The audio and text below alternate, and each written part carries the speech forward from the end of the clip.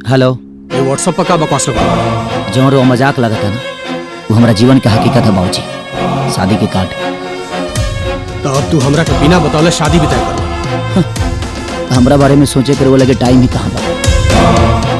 शादी के न्योता मिल गई ना, समय मिले तो आ जाए। तारी बकवास सुने खातिर हमरा पास फालतू टाइम नहीं है। फटाफट वहाँ से निकला, हमरा पास आओ। जौना लड़का के माई बाप ना रहेला ना, ओकरा लगे बहुत जिम्मेदारी रहेला। सॉरी, हमरा लगे टाइम नहीं है। तो हमरा के कहीं के ना रहती। विषय विकार मिटाओ, पाप हरो देवा, स्वामी कष्ट हरो देवा, श्रद्धा भक्ति बढ़ाओ, संतन की सेवा। ओम जय जगदीश हरे, श्रद्धा भक्ति। बाबा हो का कहता रे बाबा? ओम जय जगदीश हरे। बाबा देखो तानी न प्रभु का कहता सब। ओम जय जगदीश हरे। बाबा बानी जी। हे भगवान, बर्दाश्त नहीं क्यों होत। असो हमरो गोदन कुटवा दी न प्रभु। महाराज सुन सुन के तो ब्रह्मांड खौला था हमार। घर में क्यों बा? बाबा ससुरा आरती करे नादी रे चलवा ना। प्रभु बाकी काम बाद में करे, ऐसे निपट ली तनी। कवन आ रहा है करे भौजाई के, अपन भौजाई का। आराम से। अरे छोड़, अब पकड़। अरे छोड़ दे बाबा। ए बाबा करे सारे गोल लगा तनी बाबा। हमार बाबा रे ना महाराज, हम तो राणा बाबा कहत रहनी हां। लागा था सुनने में मिस्टेक हो गई। हो सकेला गुरुदेव। काम बोल बाबा। हमारे पतोही के देखौटी हो गइल बा, 100 फाइनल हो गइल बा। शादी खातिर मुहूर्त निकलवावे आइल बानी। अरे करम हो जाई गुरुदेव बाबा। अरे इतना ब्लास्ट काहे होता नहीं महाराज? ब्लास्ट ना होई रे हैं? आना लूल लांगर सब पर बिया हो गइल हैं। हम ही अब तक कुंवारा बानी हैं। अरे हमरे जवानी में बुढ़ौती का घून लग गइल। ई का तो ससुरा। अरे महाराज राउर बियाह करे के बा तो रौरा नौकर बारे में सोचे के पड़ी। गांव के लोग बराती में तो भात खा के सोची, जरल बूंदी ना खियाई। भात खाइए ससुर। सुन, भीषम प्रतिज्ञा सुनले बाड़े ना हमारा। आज ते सुन राणा प्रतिज्ञा। जबले हमार बिया ना होई चलवा, तबले गांव में केहू के बिया ना। तो ठीक बा ए बाबा। किलो के भाव से पंडित जी लो मिलाला। जाके खोज ले किलो के भाव में। अरे हम खोज ले। चलवा। हाँ गुरुदेव, तोहरे पास तो ये सब अगुआ लोगन का नंबर वंबर होई ना, सबके व्हाट्सएप पे मैसेज डाल दे कि राणा बाबा बियाह करे खातिर तैयार बाड़े। Tin tin. ये गुरुदेव छोड़ी अगुआ भगुआ के, अब खुद हाथ पैर चलाई। गांव जवार में ना बहुत सारी लड़कियां जवान हो गई बाड़ी। ये लड़की कुल हमरे जैसा अधेड़ के लाइन दी है रे। लाइन का गुरुदेव, भाव भी नहीं है, ताव भी नहीं है। बस रहुआ ट्राई तो करी। हमारे पर ट्राई मत मार बेटा। तो आज से मेहरारू सर्च अभियान शुरू। गुरुदेव हाँ। कुल चीज तो ठीक भाई, कोटिया के ऊपर जनेऊ काहे पहले बाड़ा? चलवा। हाँ। आदमी कितना बड़ा हो जाए, हाँ। ओकरा के अपन औकात ना भूले के चाहिए। बानी तो हमनी पोथी पत्रा वाला पंडित है ना। हैं? पर एक बात बताओ, कि सारा हमरा के यहाँ काहे के लेके ले रे? बक महाराज, बकलोले बानी महाराज। अरे गांव के सब लड़कियां ही रास्ता से स्कूल जाली। वेलकम। ओहो देखा जो तुझे दिल में बजी गिटार। ओहो सलमा है या सुल्तान, चाल है नागन जैसी। अरे लाल दुपट्टे वाली तेरा नाम तो बता। आए है बल खा के न चल, इठला के न चल। को रिजेक्टेड बानी। ए गुरुदेव कौनो दिल में ढुकल की ना? कौनो पसंद है राज मर्दवा? साथ महाराज अपने अंदर के मर्दानगी। कहो साइकिलिया पंचर हो गइल बा का? टन टन टन टन टन तारा चलती है।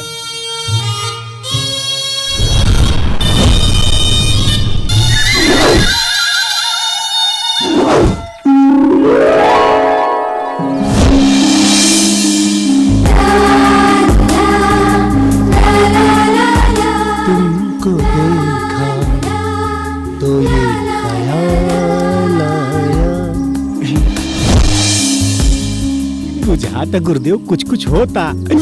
कुछ कुछ ना रे चलवा, बहुत कुछ होता रे।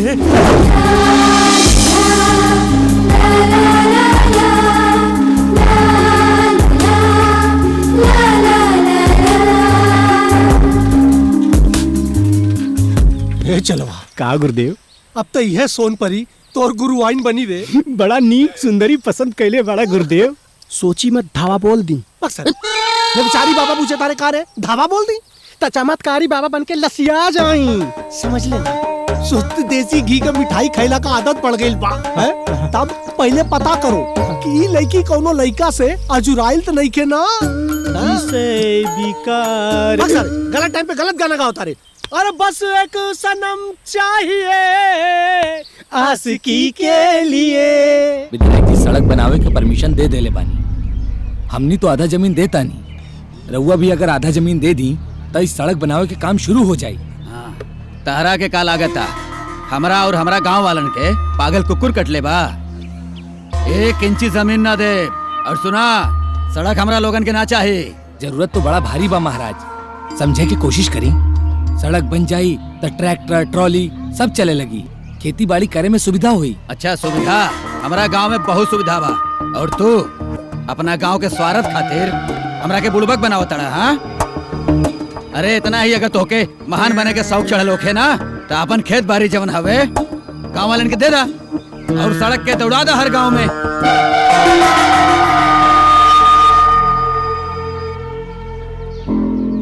बाबू ही नइखे मानत। तो ऐसा दिखावा ताड़न जैसे मुख्यमंत्री से हमारी शिकायत कर ताड़न। गलती से ही सही, लेकिन ठीक पहचानला। हमनी दोनों तो हिया के मुखिया बने, लेकिन ऊ ई इलाका के मुख्यमंत्री बाड़न।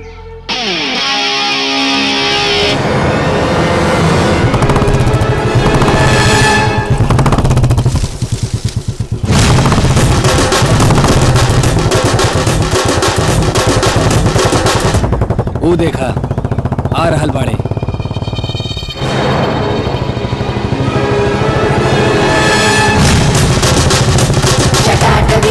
जलं प्रवाह पावितस्थले गले वलम्बिता भुजङ्गतुङ्गमालिका भ्रमट्टमट्टमट्टमट्टिनादमट्टमर्यमं चकार चण्डताण्डवं तनोतु नः शिवम्।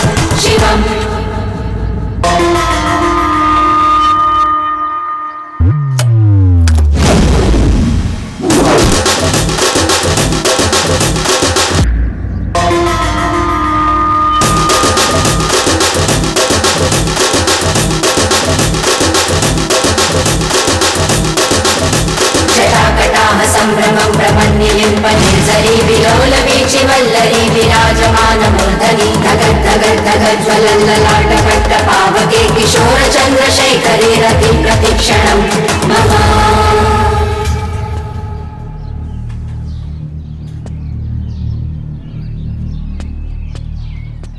रउआ के यहाँ ना आवे के चाहत रहल, काहे कि समझौता नामुमकिन बा। नामुमकिन के मुमकिन बनावल ही हमार काम बा। लेकिन बस अब रउआ के रउए भाषा में समझावत नहीं। जिंगा आदमी के शरीर के संतुलन बना के रखे खातिर रीढ़ के हड्डी के जरूरत होला, वहीं दोनों गांव के संतुलन बना के रखे खातिर रोड की जरूरत पड़ेला। और जब दोनों गांव राजी बा तो रउरा दाढ़ी में तिनका कहा बता। अरे पूछी ना के राजी बा, केहू ना राजी बा यहाँ। के राजी नहीं खे जी? के राजी नहीं खे? मैं तैयार हूँ। के राजी बानी जा।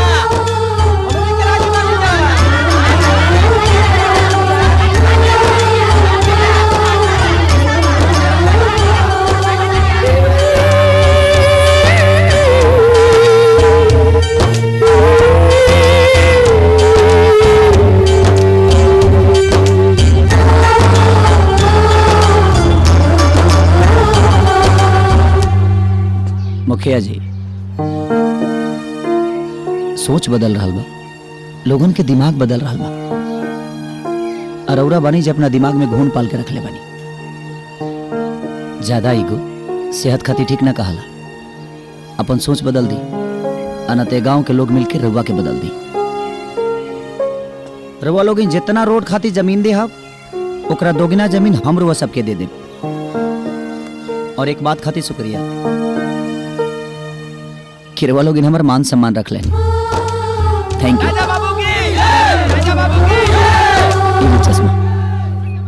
जब गांव के लोग के विकास नहीं की देख सकत तई चश्मा लगा के रखी रहुआ। प्रणाम।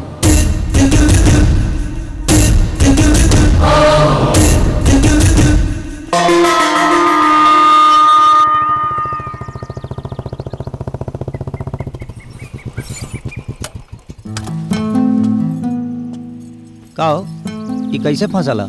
हवा के तेज झोंकाए और हमार दुपट्टा चक्का में फंस गई। इमे हमार कोनो दोष नहीं की, सारा गलती हवा के बा। एगो बात बताई, तोहरा से ज्यादा समझदार तो योड़नी बाकी फंसे में टाइम नहीं लगावत। मतलब ना मतलब कुछ ना, मैंने हम कहा तनी कि बचा के रहिया ना तो केहू और के घायल होके से पहले तू घवाइल हो जाइबू। ये पहली बार फसल बा। अच्छा पहली बार भइल बा, कौनो बात ना, तो फंसावत रहा, हम आवत रहा। हमके लगता कि तोहरा हमरा बीच में कोनो ना कोनो कनेक्शन जरूर बा। सर एक कनेक्शन ना तारा आँख के रिफ्लेक्शन बा। हाँ अच्छा छोड़ा दे तनी हम यहीं फंसा तरह हम आवत रही।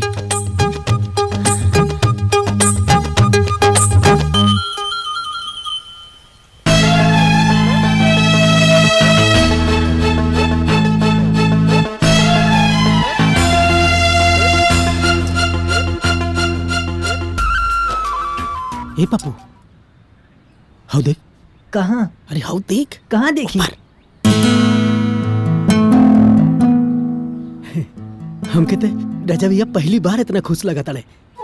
हम के लगा था वो लड़की पर लट्टू हो गई बड़ा।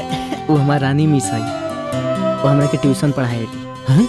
अरे तब तक कुल मामला सेटा हो गई। ए पार्टनर कुछ ऐसा चक्कर चलाओ, ऐसा चक्कर चलाओ कि तोर मास्टराइन हमारे घर के मलकाइन बन जाए। राम राम साहेब। राम राम। बोलो साहेब, पैसा के बड़ा बड़ी तंगी चलता। जोताई के पैसा अगला सीजन में सब बकेहवा दे दे। ए काका, हाँ ये डायलॉग तू पिछले 1 साल से बोला ताड़ा। कहावत सुनले बाड़ा ना कि हर द बैल द ओथे खातिर पैना। अरे मर्दवा कम से कम एकर तेलवा के तो पैसा दे देता। देखी साहब, जैसे हमरे लगे इंतजाम हो जाए पैसा के नू वैसे ही हम दे दे। अरे मदन का बात बा?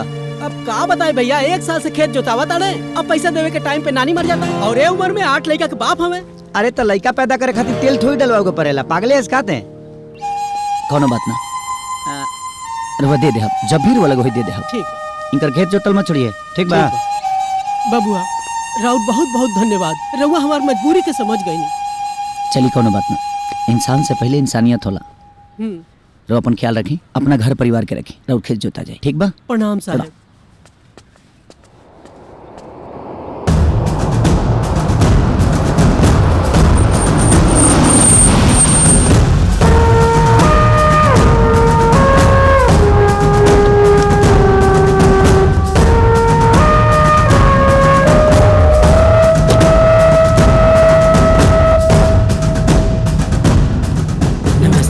खुश रहो।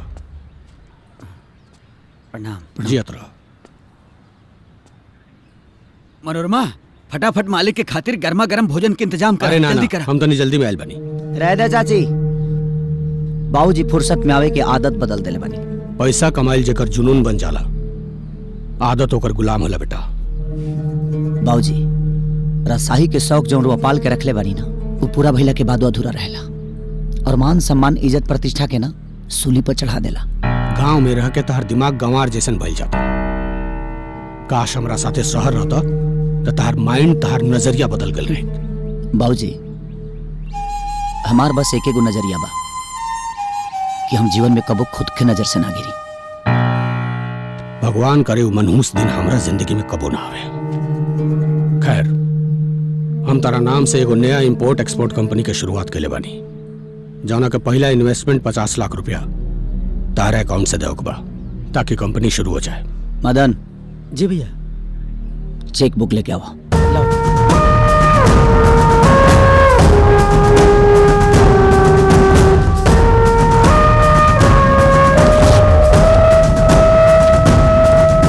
बाबूजी और झूठा अभिमान हमारा स्वाभिमान के ना गिरा सकेला। ये अमाउंट हम बिजनेस खातिर नहीं देत, वो बिजनेस से अपन नाम हटावे खातिर देता नहीं। ये क्या कह रहा बड़ तू? प्लीज भाऊजी, हम बिजनेसमैन बन के ना आम आदमी बन के अपन जीवन चलावल चाहता नहीं। हमार नाम राजा, और राजा के मतलब दौलत कमाई ना, प्रजा के सेवा कैल होला। देखो बेटा, हम तारा के राजा नियन देखल चाहता नहीं, वही खातिर ही दिन रात हम मेहनत कर रहल बानी।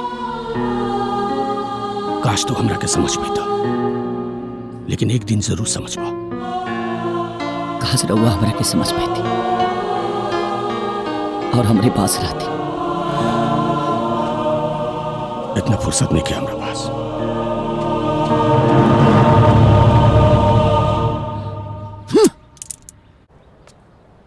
ए भैया,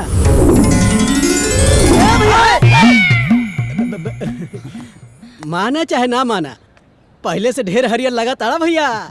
हमको तो ऐसा बुझाता ना कि यूरिया, डाई और पोटास के छिड़काव बराबर मात्रा में कैले बाड़ा।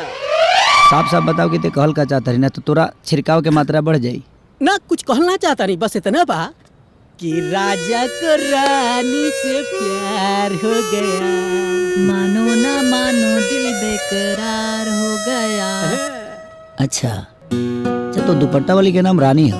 हमार टीचर है और तहार दिल के फ्यूचर है। अरे बाबू, अभी हो बता दे कैसे हो इनका फ्यूचर ब्राइट और राती के गुड नाइट। जब न भैया के मोहब्बत का मिशन टाइट हुई, तब प्यार में फाइट हुई। मदन, एक कुछ ज्यादा नहीं के बोला? नहीं, वो कहा ना भैया, शादी ब्याह के जो मैटर होता है ना, उसमें कुछ ज्यादा ही बोलना पड़ता है। वो बात तो ठीक बा, लेकिन अगुआ जी ये बताइए हमारा लगन कैसे जाए? हम खाना खाई जाता नहीं, हमार 3 बजे ट्यूशन बा, हमारा तुम्हें छोड़े जाइबा। हम हो कमजोरी धैले बा, खाना खाई जाता नहीं। आपका ई खाइबो जाना काम करो क्या 3 बजे? ओ। और बच्चों गुड इवनिंग। Good evening. बैठ जाओ और बताओ कैसे हो आप सब? गुड इवनिंग, बैठो। अब समझ गए ना काहे तोरा के ट्यूशन पर लेके आई है। आपका कैमरे के लाभ तो करेगा। अच्छा तो किसको किसको याद है? वाह, इतने लोगों को याद है। Hi miss. हाय। ये राजा भैया हवन। जानता नहीं। बट आप ही नहीं जानत मिस, हम इनका घर के नौकर के बेटा है, लेकिन ही हमके अपन छोट भाई मानेलन। रियली राजा भैया इज ग्रेट। ओके अरे तू बैठा। राजा बाबू प्रणाम प्रणाम। कैसन बानी? जी हम ठीक बानी। अरे बेटा, राजा बाबू पहली बेर घर आयल बड़े। हाँ, अतः इनका खातिर चाय नाश्ता के इंतजाम करावा। अरे जी ना रह दी, अभी लेकिन के पढ़ावा तारी, फिर खबर तो पी ले। ठीक बा राजा बाबू, प्रणाम प्रणाम। खेत में देर होता, हम जाते हैं। ठीक। हाँ बेटी। जी बाबूजी। भैया 5 बजे छुट्टी हुई, आ जाइए। हाँ ठीक बा। लागत नहीं की, बाकी समझदार बाड़ा। Thank you. 5 बजे ना? भैया 5 बजे। हाँ, किसको किसको याद है जो मैंने कल पढ़ाया था? इतने लोगों को? ठीक है, तुम बताओ।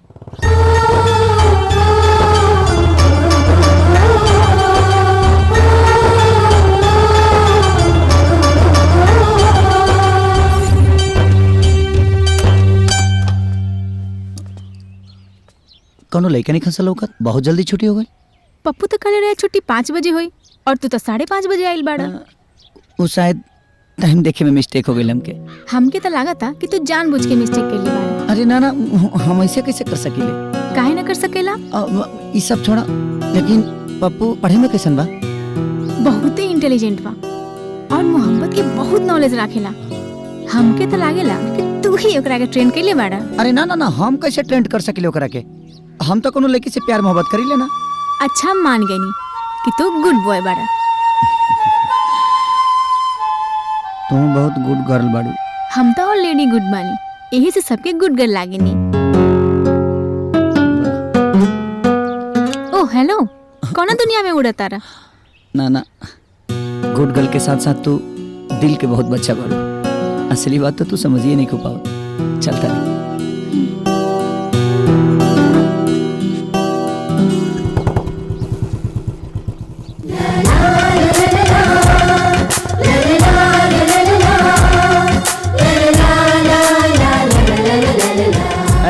एक बार ले हाँ। भैया ते बोल कम, पढ़ाई पर ज्यादा ध्यान दे।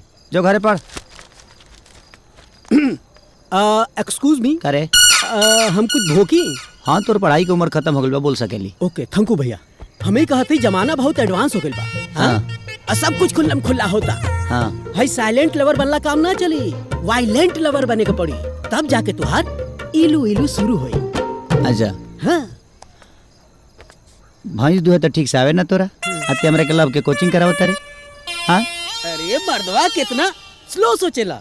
एडवांस बनो एडवांस। पहले जमाना के मर्द 4 लड़का के बाप बनला के बाद मेहरारू के नाम पूछत रहना। अपने दिल और दिमाग में सेट कइलो, बिहान जाके रानी के पास आलू बोदा आलू।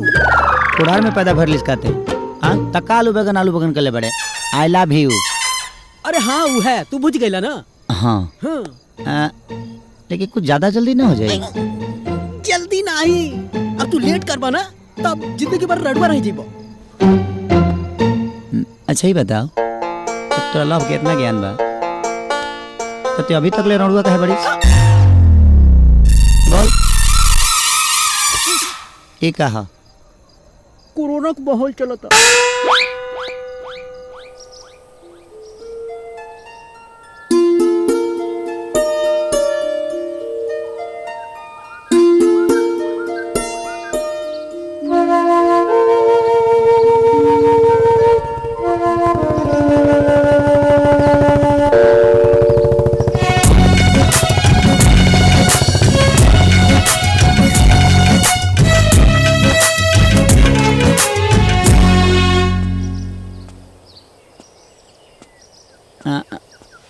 आजो कुछ फसल बा का साइकिलिया में?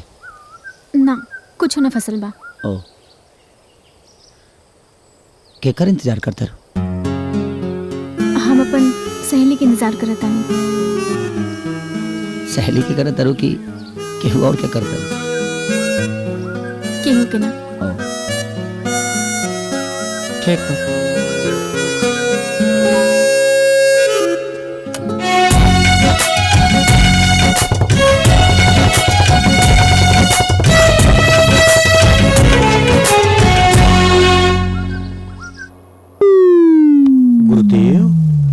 राउर धनाज अकेले आवतिया।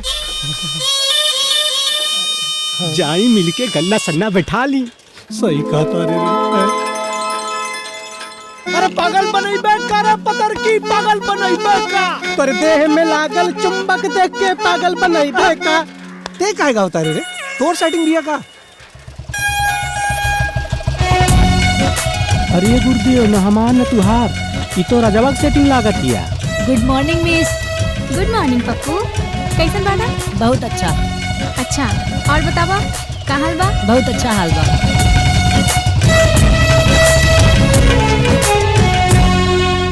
गुरुदेव, हाँ? शक के सुई हमरा दिमाग में घुसता। लागत है रनिया के सेटिंग रजवा के साथे बा का। अटक हो जाई बाबू, कलेजा फाट जाई हमार। ऐसा मत बोल रहे। ये गुरुदेव, हाँ। धीरज रखी गुरुदेव, धीरज रखी। रुक जाए राजा बाबू, राजा बाबू रुकी, रुक जाए राजा बाबू। राजा बाबू, भाई लड़किया बहुत बीमार बिया, बहुत सीरियस बिया। हमरा के कोनो सवारी ना मिल रहल बा, तनी हॉस्पिटल तक हमरा के पहुंचा दी राजा बाबू। तेमिस के साथ स्कूल जो हम आओ तनी। आओ बेटा।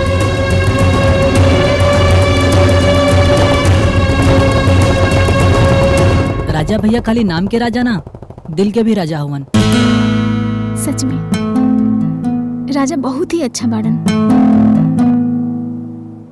गोरिया चांद के अजोरिया नियन गोर बाड़ू हो। तोहर जो बधाई हो गुरु, बधाई। अरे राउर और रानी मिलन के मुहूर्त निकलवा के यहाँ तानी। कौन पंडित से? लोटा पंडित से। लोटा पंडित? हाँ गुरुदेव, पूरे गांव में हम सर्चिंग करनी है कि रानी अपने सहेली के साथ डेली शाम के खेते कोर जाले। बढ़िया, मतलब एक के साथ एक फ्री, रानी के साथ होकर सहेली। अरे सहेली के हम बहला फुसला लेब, बाकी रउआ रानी के साथ मोहब्बत इजहार करिहा। लेकिन कैसे रे? ता सुनी प्लानिंग।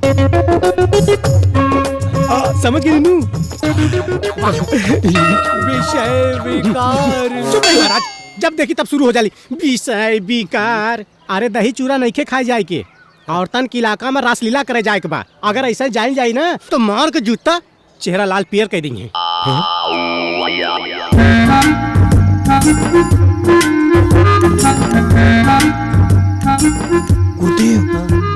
बाड़ीन सन दूनो।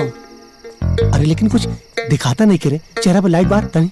भाई महाराज सुहाग रात बनाओ नहीं आई कि तू लाइन के मुंह देखे खातिर बेचैन बाड़ा।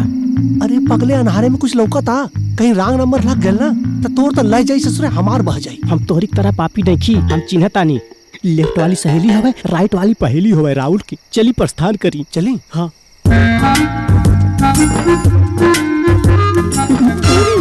घुस गई खेते में। एकदम लाइन क्लियर बारे चलवा। आज लगा था प्रोग्राम बनी जाई। हाँ गुरुदेव, चल चल चल। कस के पकड़ा पाँच से। हमार रानी।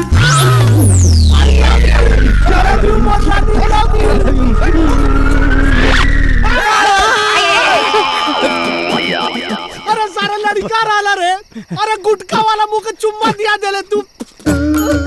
हमरा काला रहे कि टार्च मार के चेहरा दिखाओ। अरे तो हमरा काम मालूम रहे उलाई क्या हमें, हमरा लागल उलाई किए हमें। पुजारी के तोरे चक्कर में सारा धर्म नष्ट हो गल। अब तो सारे आरती गावे लायक भी ना बचनी। अब जो उन्हीं के चुम्मा ले सारे पूरा मुंह ना गुरु। अरे हमरा साथ लेनी।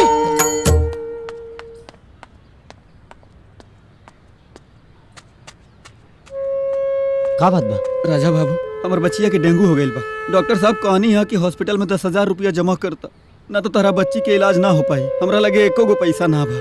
कुछ करी राजा बाबू।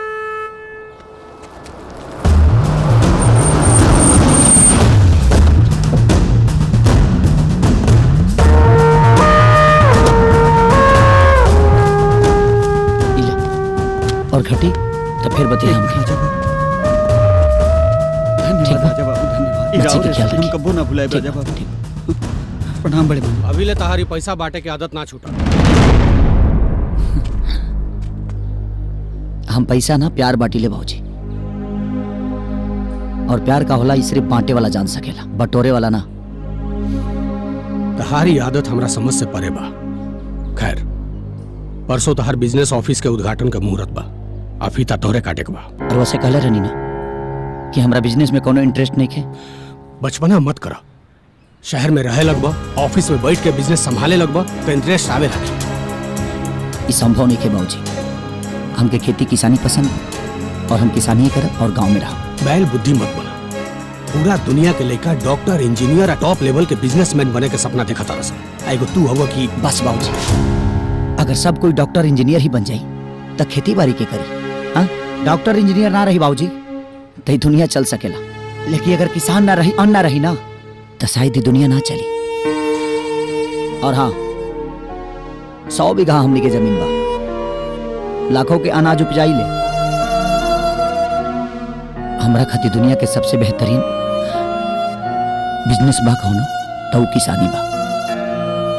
बचपन में माई हमके छोड़ के चल गई, शायद यही से धरती मैया हमके अपना आंचल में समेट ले ली।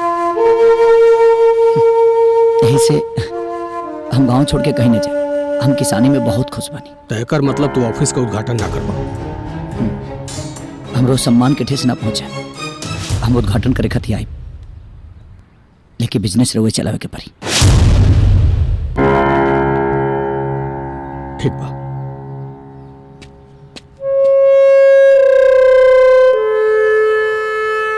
हाँ राजा, आओ बेटा। ये जगताप जी हैं, हमने के बिजनेस पार्टनर। अरे शुद्ध देसी संस्कार। खुश रह बेटा। जजमान, मुहूर्त के टाइम निकल रहा बा। पंडित जी 2 मिनट और रुक जाए, बस 2 मिनट। ठीक बा जजमान। वो काहे खातिर? आईते हुई अब केकर इंतजार होता? जानते बड़ा तू माही का।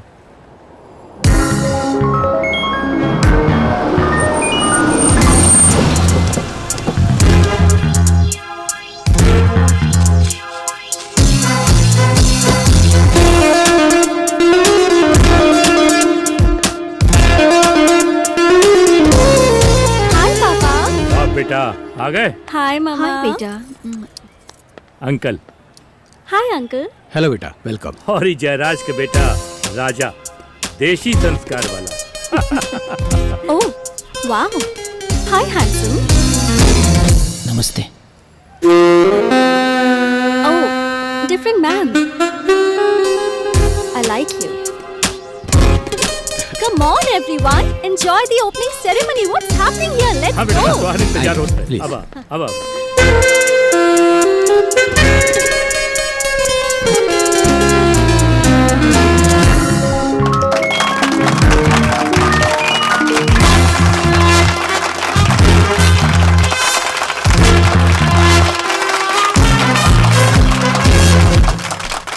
इस कंपनी के हम दोनों पार्टनर्स हैं, इसीलिए कंपनी के बैड और सैड सिचुएशन से लेकर हैप्पी मोमेंट्स तक हमें एक साथ सेलिब्रेट करना है।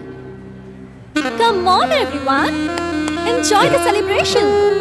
मेरे जैसी ब्यूटी क्वीन को ऐसे कैजुअली अवॉइड कर दिया, कुछ तो वजह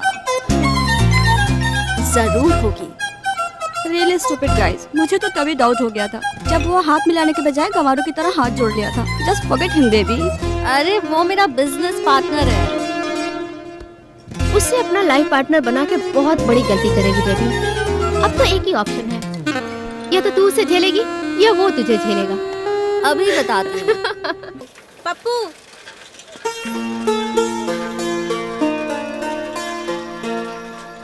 good morning miss. Good morning. का बात बा, आजकल बुलेट से नहीं खावत? यस, लागता मिस के हार्ट भैया खातिर एक्टिवेट हो गइल बा।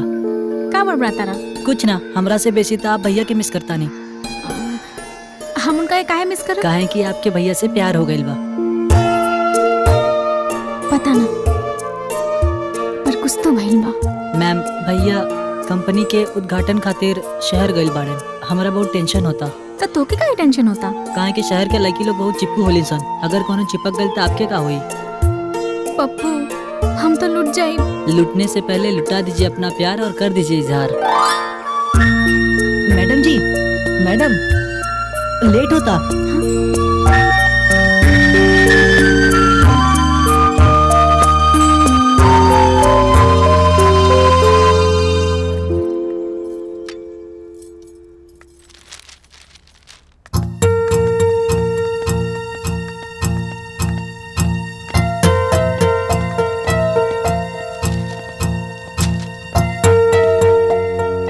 चलता नहीं भाऊजी। तू अपना भविष्य पर लात मार रहा बड़ा राजा। भाऊजी, जिंदगी जिए खातिर भविष्य से ज्यादा सुकून की जरूरत होला।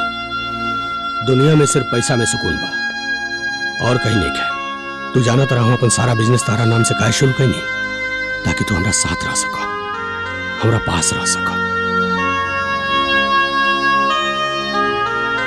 बचपन में तो हमरा साथे रुआ रहनी ना, और जवानी में रहे के नहीं की चाहत। एगो बात बोली बाबूजी, बचपन में बच्चा अपने बाप के साथ रहला तो बहुत अच्छा लगेला, और जवान भेला पर बाप ओकरा साथे रहला ना और अच्छा लगेला। लेकिन वो पूरा जीवन पैसा के पीछे भगनी, और आज भी भागते बनी।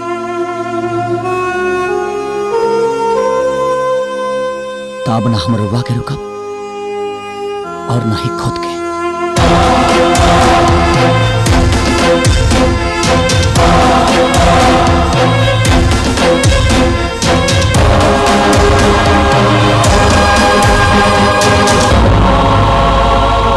पूरा दुनिया शहर के पीछे भागेला,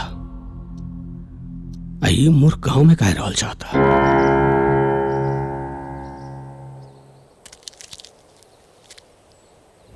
गूगल के साथ साथ तू दिल के बहुत बच्चा बड़ा। असली बात तो तू समझिए नहीं को पाओ।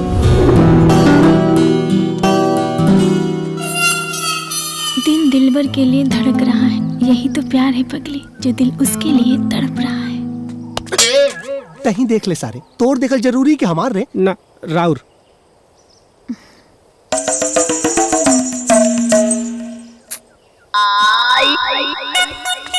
आजो आजो अरे रे चलवा, ये उम्र में गन्ना चूसतिया।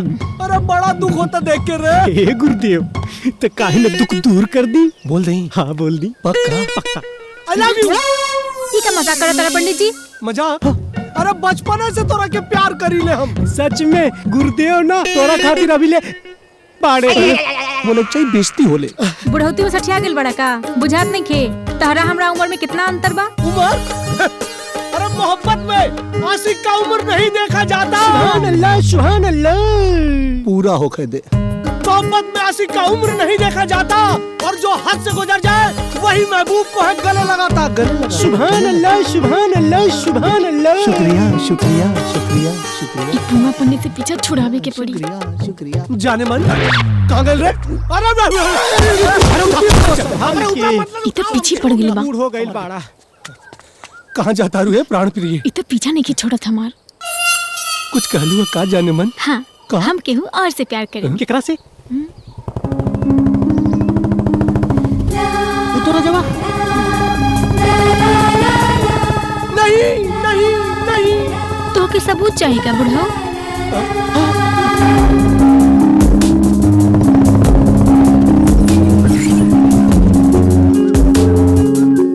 कहाँ जाती है? ओकरे लगी कार है।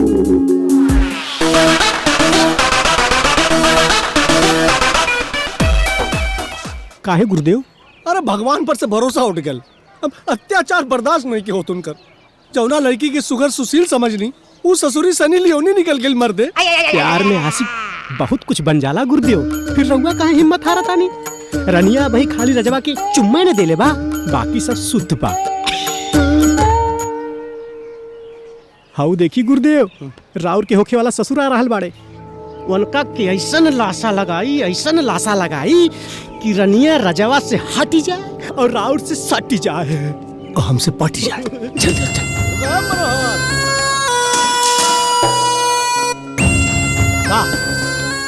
का चाहता रहा? अरे भाई हम का चाहब का भइल? का भइल? तोहार बिटिया पूरे गांव जवार का नाम डुबोतिया। ऐसन का भइल? ऐसन का भइल? खुशहाल टोला के रजवा के साथ है चोंच में चोंच मिला के कुल छर्रा उड़ावती। वाह, कान से सुनला तो इतना गुस्सा आ गई है? और हमनी जब अपना आँख से देखले हो खब तो सोचा हमनी का हाल भइल होई।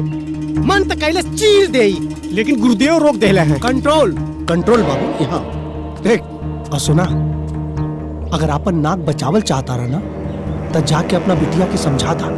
वो बड़े घर का लड़का ओकरे फेरा में न पड़े, नहीं तो मजा लेके निकल जाई और जिंदगी सजा बन जाएगी। सोची हम मनोहर बारे में। ये चलो। हाँ गुरुदेव। बानर के पोच में आग तो लगा दे मानी। अब वो रनिया के प्रेम का लंका तो जरबे करी। अरे का प्रभु, जे दूसरा के बच्चन के इतना ख्याल रखा था, वो अपना पति के कितना ख्याल रखे।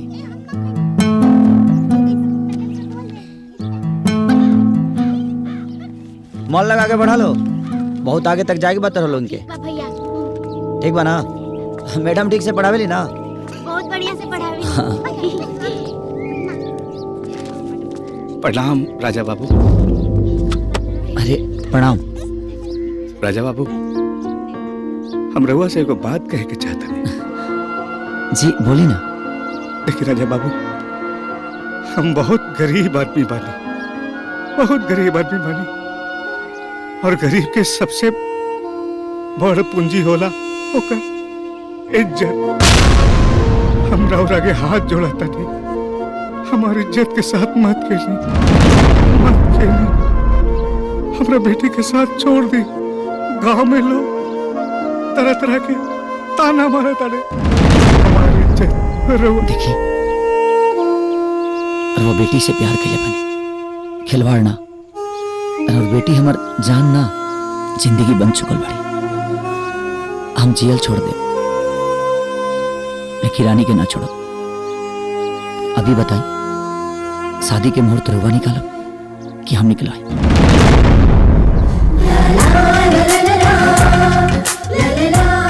जैसे ठीक है, चलते नहीं रानी।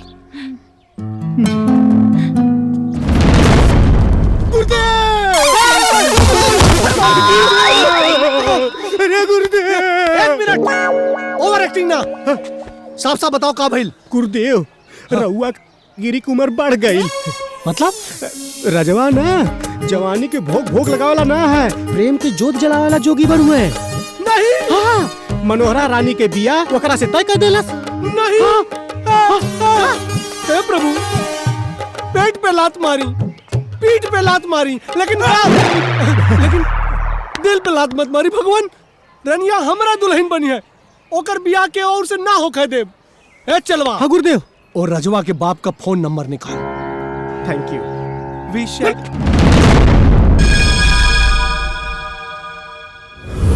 हाय हैंडसम। नमस्ते।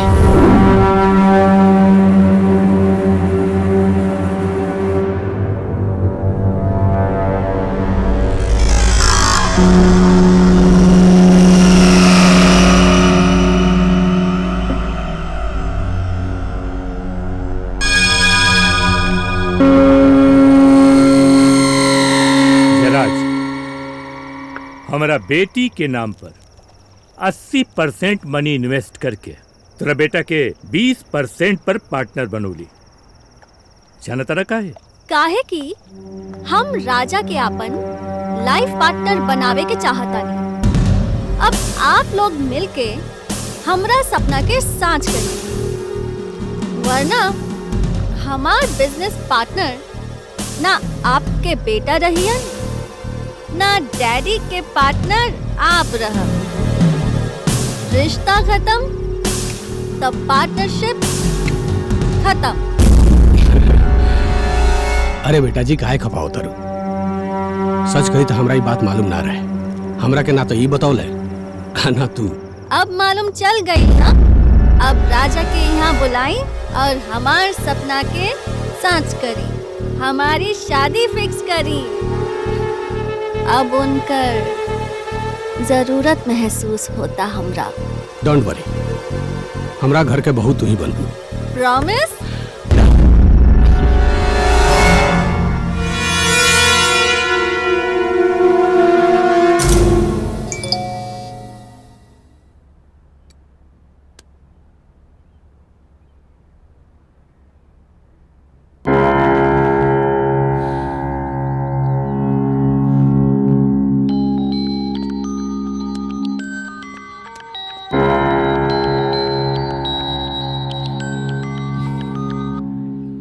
हेलो। ये व्हाट्सएप पर का बकवास लगा? जो रो मजाक लगा था ना, वो हमारा जीवन का हकीकत है बाबूजी। शादी के कार्ड। तो अब तू हमरा के बिना बतौले शादी भी तय कर। हमरा बारे में सोचे करे वो लगे टाइम ही कहाँ बा। शादी के न्योता मिल गई ना, समय मिले तो आ जाए। तारी बकवास सुने खातिर हमरा पास फालतू टाइम नहीं है। फटाफट वहाँ से निकला हमरा पास आओ। जवना लड़का के माई बाप ना रहेला ना, ओकरा लगे बहुत जिम्मेदारी रहेला। सॉरी, हमरा लगे टाइम नहीं है। कहीं के ना रहती।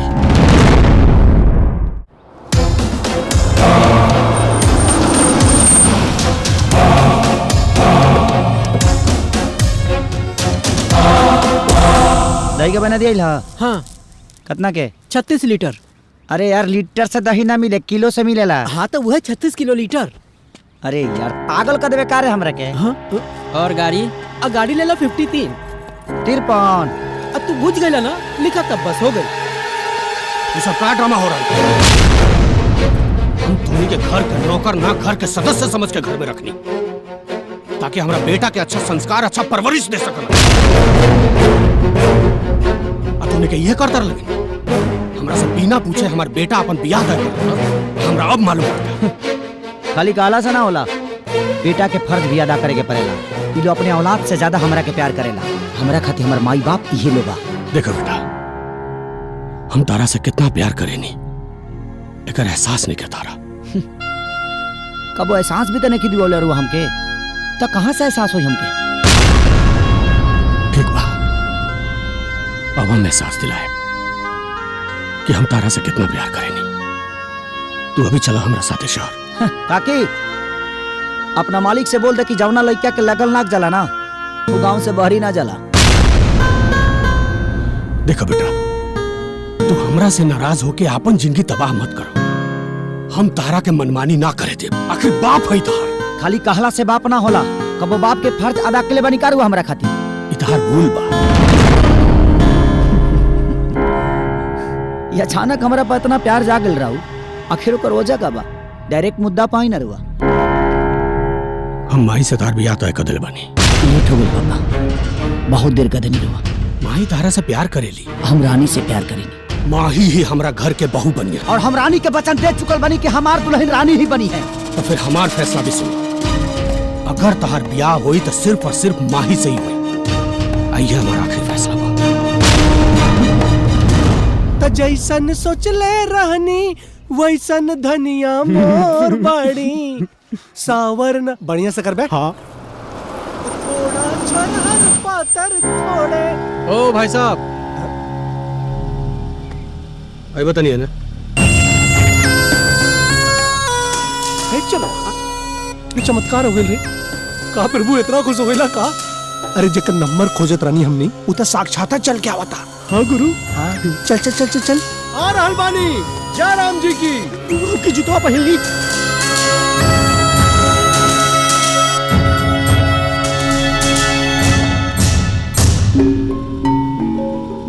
लड़की ये गांव की है ना, चिन्ह तारा।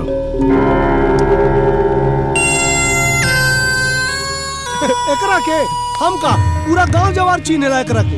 यह ना लड़की बिया जौन राव लड़का के अपना प्यार के जाल में फंसा के बियाह करे जाती है। हम एकर जाल के दूर तार के फेंके जाता नहीं। बैठा सही जगह ही नहीं, अति उत्तम विचार। चली रउआ के ओकरा दुआरे पहुंचा दी। ए चलवा। Yes boss. तू पीछे बैठ, हम आगे बैठा तानी। ओके।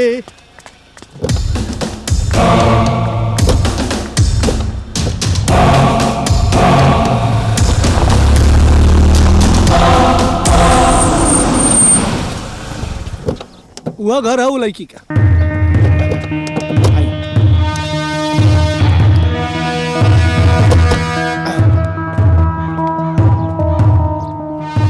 वो घर वो जो साइकिल साफ कर था महादेव लड़किया का बाप।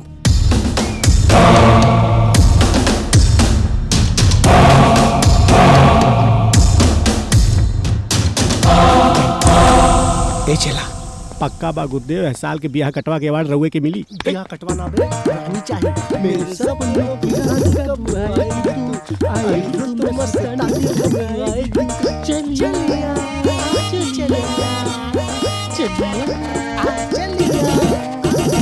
चल चल चल चल चल।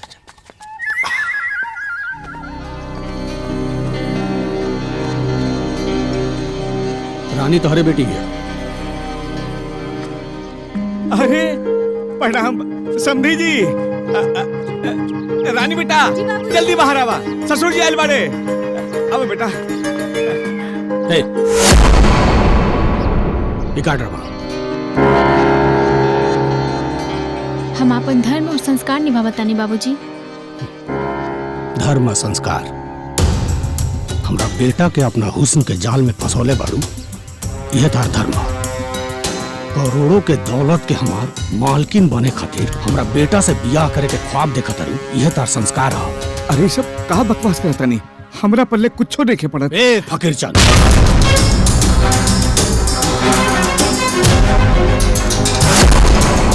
हमार समधी बने के ख्वाब छोड़ दे। हमार समधी बने के ना तोरा औकात बा और ना ही हमरा घर के बहू बने के तोरा बेटी के हैसियत।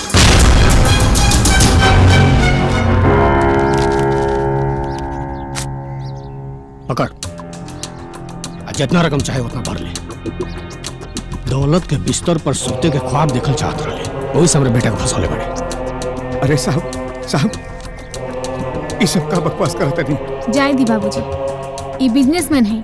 रिश्ता नाता और इंसान की इज्जत भुला के दौलत के अपन ईमान बना ले बानी। साहब हम गरीब बनी, हमने इज्जत से प्यार करे नहीं दौलत से ना। अरे राजा हमारी बेटी से प्यार करेलन, यही से हम शादी खातिर तैयार हो गई नहीं, वरना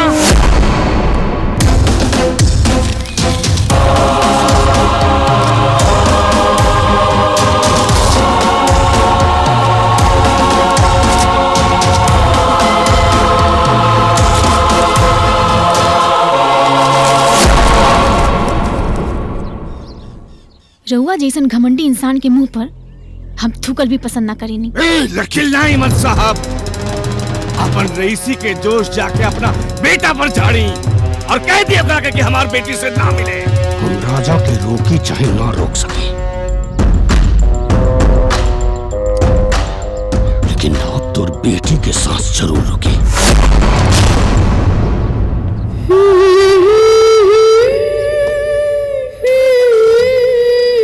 मेरे सपनों की रानी कब आएगी तू? हट पगली, अब ऐसे गाओ। मेरे सपनों की रानी अब आएगी तू। चली चल, अब आरती ई लोग गई हैं, हमनी चल जाए।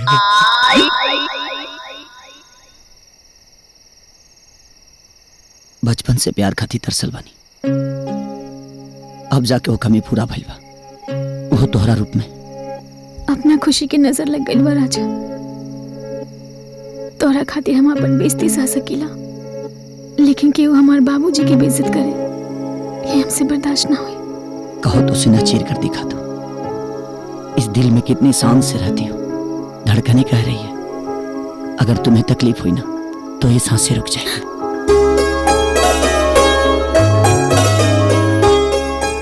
एक बात कही रानी, अब बाबूजी का ये पूरा दुनिया भी खिलाफ हो जाए ना तो हम शादी दोहरे से करा। I love you Raja. I love you two.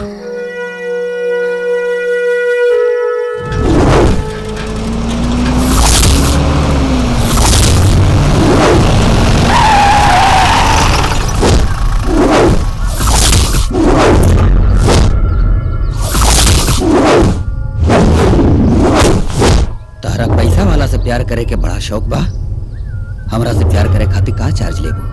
लेव ना, गिफ्ट देव। आज या 9 महीना बाद? अभी ऑन द स्पॉट। तोरा मौत के फरमान लेके आइल बानी, लेकिन तोर ब्यूटी देख के हमरा दिल के अरमान जागे। मौज मस्ती करे के मन करता, लेकिन तोर भरल जवानी में तोर मौत के अफसोस ना होखो। बाकी अब तोर गर्दन काटे में हमरा के अब तनिको अफसोस ना होई। अरे पकड़ा।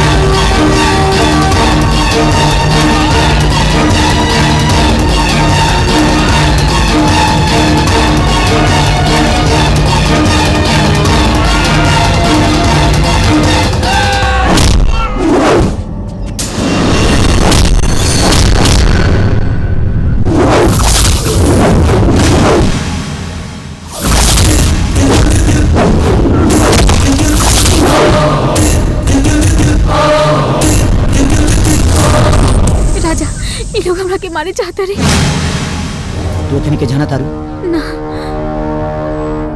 तते ही करे के कैसे जानता रिस रे? सुपारी भाई के बारे में तोरा नहीं क्या पता? कौना कुत्ता के नाम है? सुपारी भाई हमारे नाम है। ए छम्मक छल्लो के मारे खातिर 10 लाख के सुपारी भैया ले बाड़े।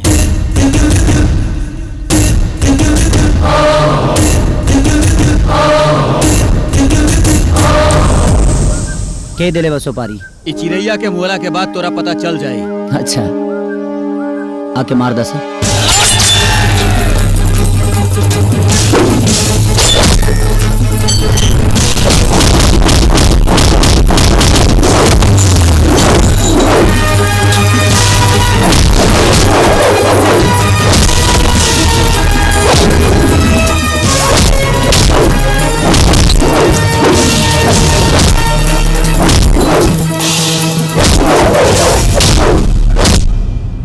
उठ मार।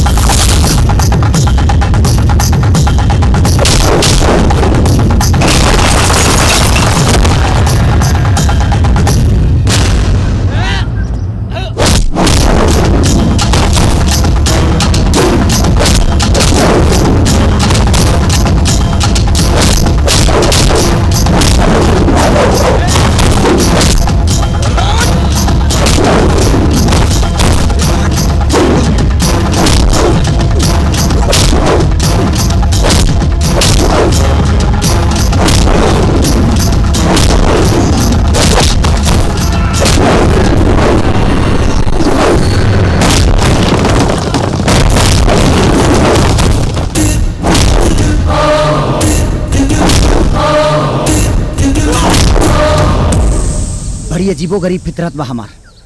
मोहब्बत हो चाहे नफरत बड़ा शिद्दत से करी ले। बताओ तोरा के भेजले बा? बताओ। तोर बाबूजी। बाबूजी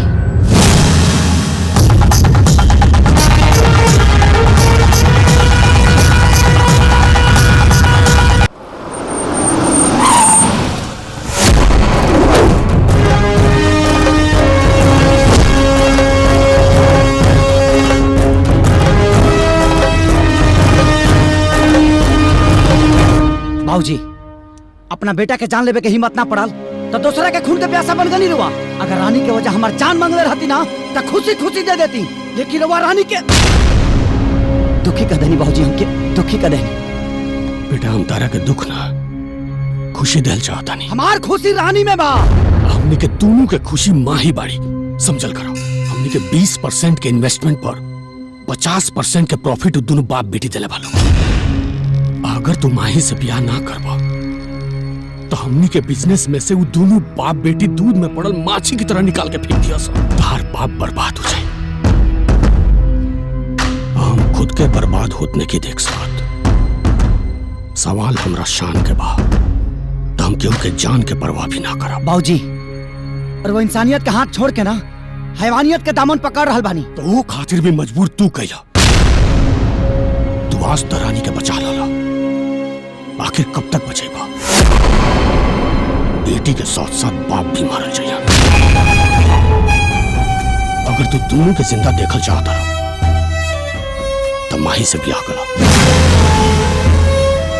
केवल बाप के फर्ज ना होला बेटा के सपना पूरा करे, बेटा के भी फर्ज होला कि बाप के सपना पूरा करे। आगे तार मर्जी।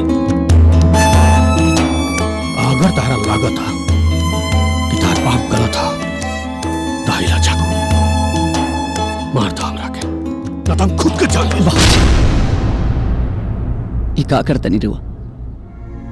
हमरा सपना पूरा करब। रुआ एगो अच्छा पिता होके के फर्ज अदा ना करी, लेकिन हम एगो अच्छा बेटा होके के धर्म जरूर निभाए।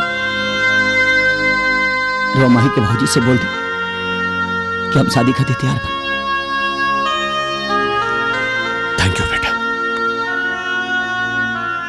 बाबूजी को बात बोली। आज भी रुआ अपन बिजनेस से प्यारा बा। रुआ बेटा की खुशी ला।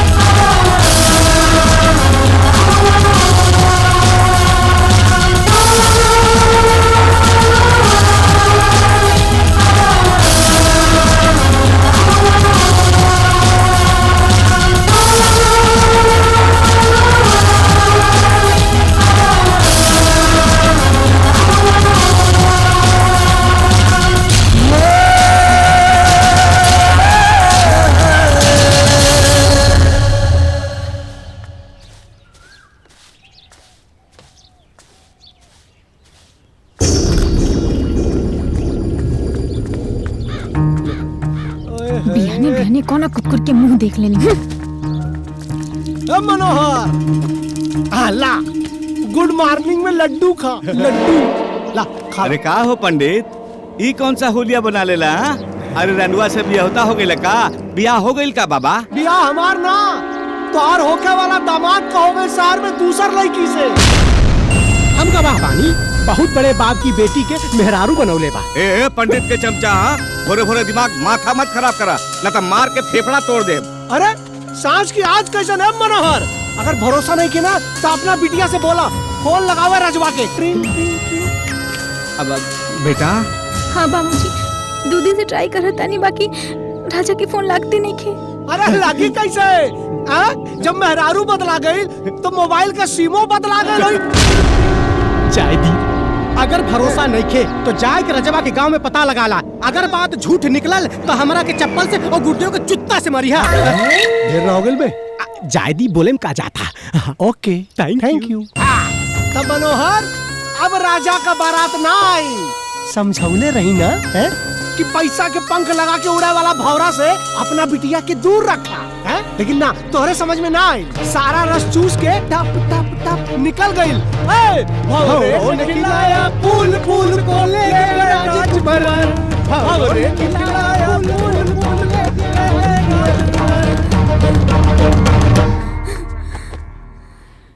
राजा की आएगी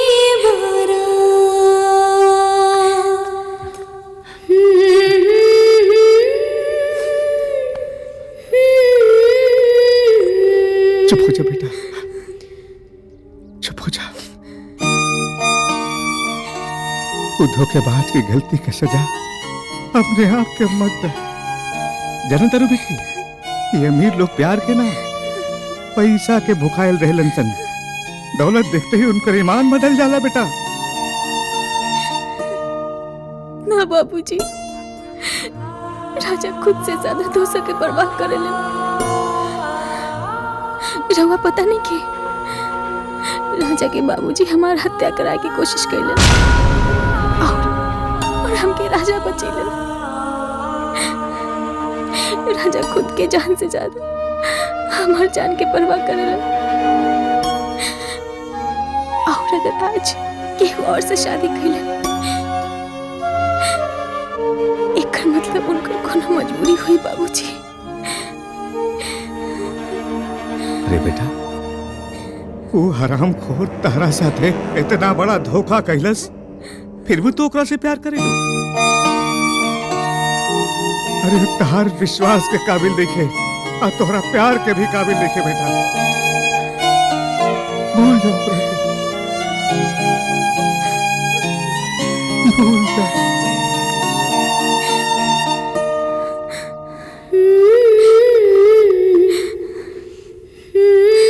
जब केहू दिल में समा जाला तो मरते दम तक दिल से ना जाला।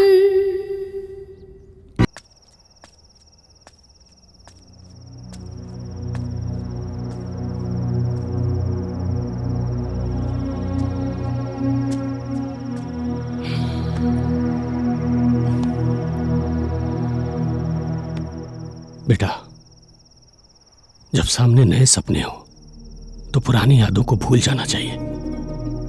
माई के पास जाओ, आज से तुम्हें नई जिंदगी की शुरुआत करनी है।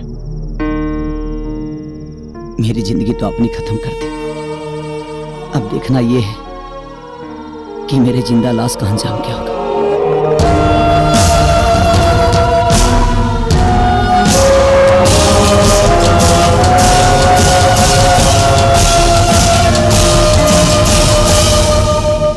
आप आए बाहर आई, आप आए बाहर आई, आप आए बाहर आई।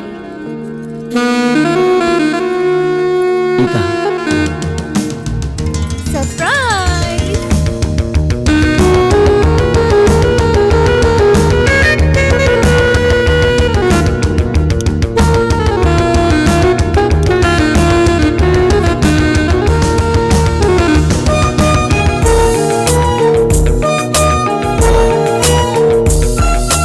अरे आप लीजिए ना, लीजिए। पे साफ साफ लिखा है कि सिगरेट पीना स्वास्थ्य के लिए हानिकारक है। मैं डर डर के नहीं, बेफिक्र बिंदास जिंदगी जीना चाहती हूँ।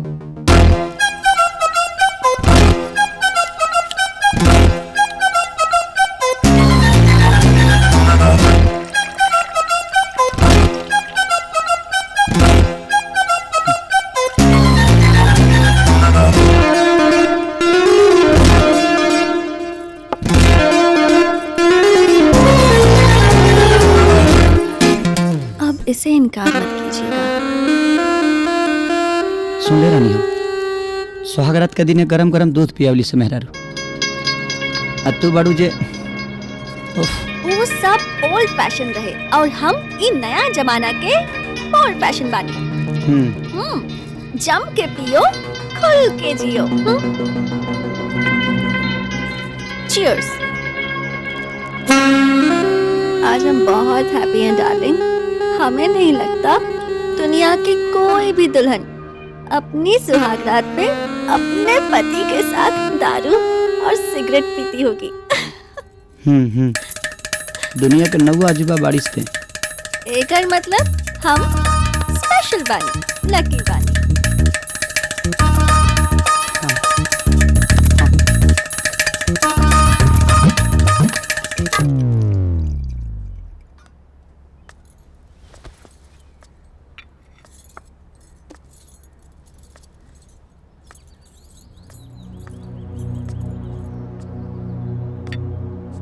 उम्मीद है तुम्हारी दुनिया बदल गई होगी। बदली तो नहीं, बट उजड़ जरूर गई। एक अच्छी औरत कभी दारू सिगरेट नहीं पीती। देखो बेटा, वो अपने बाप की इकलौती बेटी है, बहुत नाजों से पली है। इकलौता तो मैं भी था बाबा, मुझे क्यों नहीं पाला? तुम मना करके देखो, शायद मान जाए और पीना छोड़ दे। उसके माँ बाप ने कभी मना की? नहीं। आपने की? नहीं की ना, तो मैं क्यों करूं? तो फिर क्या तुम ऐसे ही मन मार के जियोगे? जितना दिन मुझे जीना था मैं रानी के साथ जी चुका हूं। अब तो आपके खुशियों के लिए जी रहा हूं, ताकि आपकी दौलत की दुनिया आबाद हो जाए। राजा,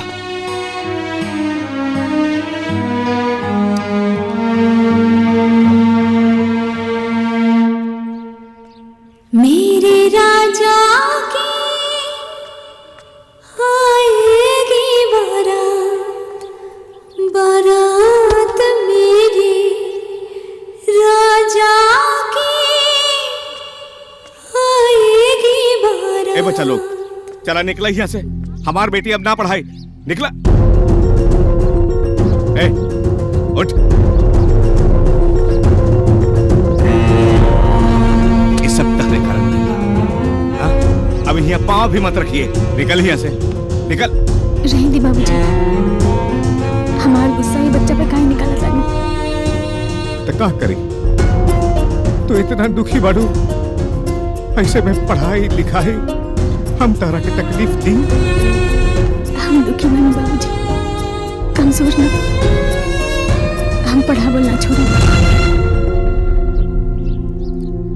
और अब ले हम बेटी के फर्ज निभावत रहने। अब हम बेटा के कर्तव्य निभाए। रहुए खातिर जिया और रहुए खातिर मर।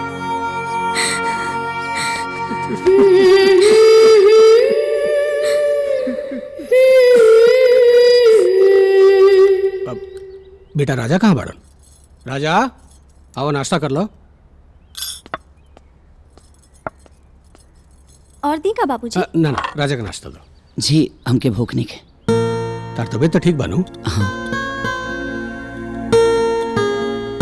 अब बेटा तू खुश तो बाड़ू? हम तो बहुत खुश बानी बाबूजी, लेकिन लागता राजा खुश नहीं खन। का कहीं बेटा, इनका शहर में रहल पसंदे ना, इनका गांव के हवा पानी अच्छा लगेला, वही से तो नहीं परेशान रहला। डोंट वरी ससुर जी, अब हम बानी ना, अब इनके शहर के भी हवा अच्छा लागे लागी। का जी? चलिए हम आपको एक बहुत अच्छी जगह ले चलते हैं। अरे आइए, नाश्ता तो करके जा लो। हम कहीं बाहर कर लेंगे। ठीक है।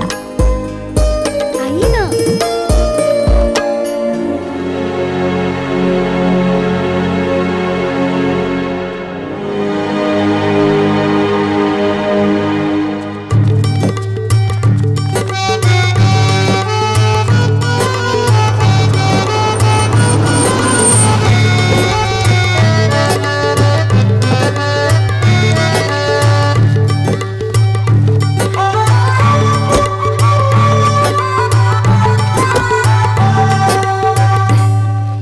बच्चों से बहुत प्रेम है। इन बच्चों को मैंने गोद लिया है। इनके बीच रहने में मुझे बहुत सुकून मिलता है। जब भी मुझे मौका मिलता है मैं मिलने आ जाती हूँ। आओ। हाय बच्चों। हाय दीदी। कैसे हो सब? अच्छे हैं दीदी। ये लो तुम्हारे लिए। Thank you। ये लो तुम्हारे लिए। दीदी। और ये तुम्हारे लिए। और ये तुम्हारे लिए। थैंक यू दीदी। ये है तुम्हारे लिए। थैंक यू दीदी। तुम्हारे लिए। थैंक यू दीदी। दीदी दीदी ये एकदम हीरो लागत है नहीं। ये क्या है दीदी? पहचाना के हो सकेला?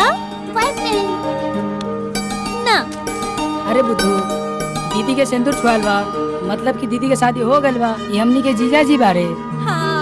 जीजा जी नमस्ते। का समूह जीजा जी के देख पाती।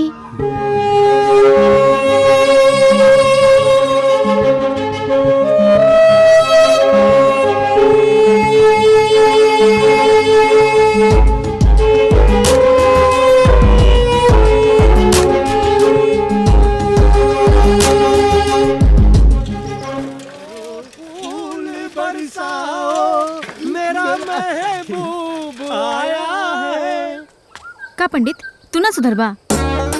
तू सुधारेगी श्री गणेश का दा, हम सुधरेगा शंख बजा दे। शंख बजावे के बाद तो मंदिर में जाना। छोड़ा हमारा रास्ता। अरे जाने मन ढेर चूचा मत कर। हमारा तहरा कुंडली में जवन सनीचर 7.5 घुसल रहे वो निकल के केहू और के चाप देले दूसरा लड़की के। अब तो रास्ता क्लियर बा। कहा तो गुरुदेव से कही कि मुहूर्त निकाल दी। तारा बाबूजी से बात कह के साफ बोलल कर बे। सुना, पंडिताई गिरी छोड़ कर मजनू गिरी ना कर, न तो कुटा जाइबा। अरे हम तो कुटाए खातिर तैयार बानी। उड़ जाए हमार जान। दिल के टुकड़े टुकड़े करी। तोर गर्लफ्रेंड बारे तू गई बे कि हम गई? दिल के टुकड़े।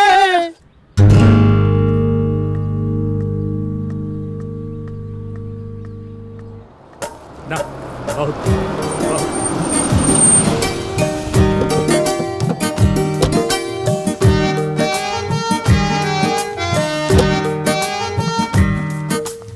कैसा है मेरा बेटा?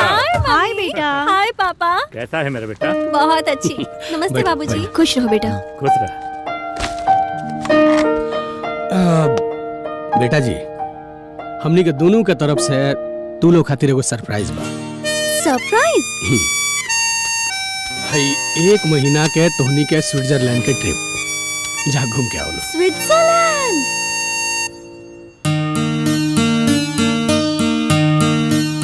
अब बाबूजी, हम देश विदेश बहुत घूम चुकल बानी, लेकिन कब आप गांव में की घूमल।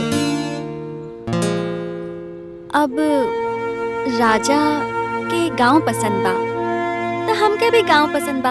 अब उनकर पसंद ही तो हमार पसंद बा ना। बेटा, तू शहर में पढ़ा लिखल बाड़ू, गांव के गाय गोबर में एडजस्ट ना कर पाइबू। अरे जयराज, ओकरा के जाए था, कम से कम गांव तो जात बिया। बेटा वहाँ जाके अपन संस्कृति देखी, अपन संस्कार सीखी। हम बहुत खुश बानी तोरा डिसीजन से। जा तू। थैंक यू पापा। वो सब तो ठीक बा, पर तू श्योर बाड़ू कि तू वहाँ एडजस्ट कर लेबू? मम्मी, जिंदगी अगर खुशी से जीनी है तो थोड़ा एडजस्ट करना पड़ता है। गुड। तू गांव जाके तैयारी करा, इन लोगों के बात सुने का कौन जरूरत नहीं। बेटा जा। चलिए राजा जी, बाय।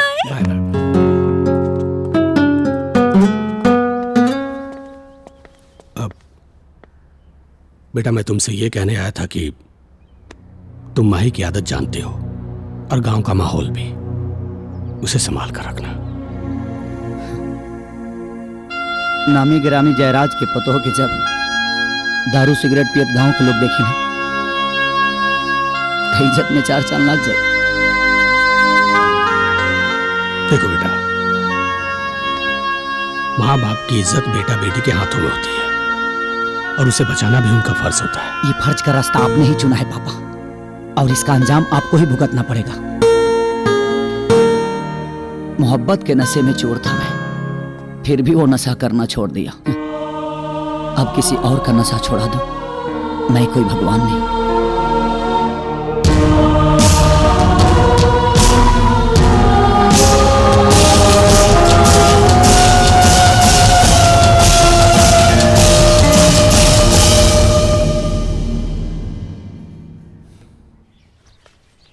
बाबूजी।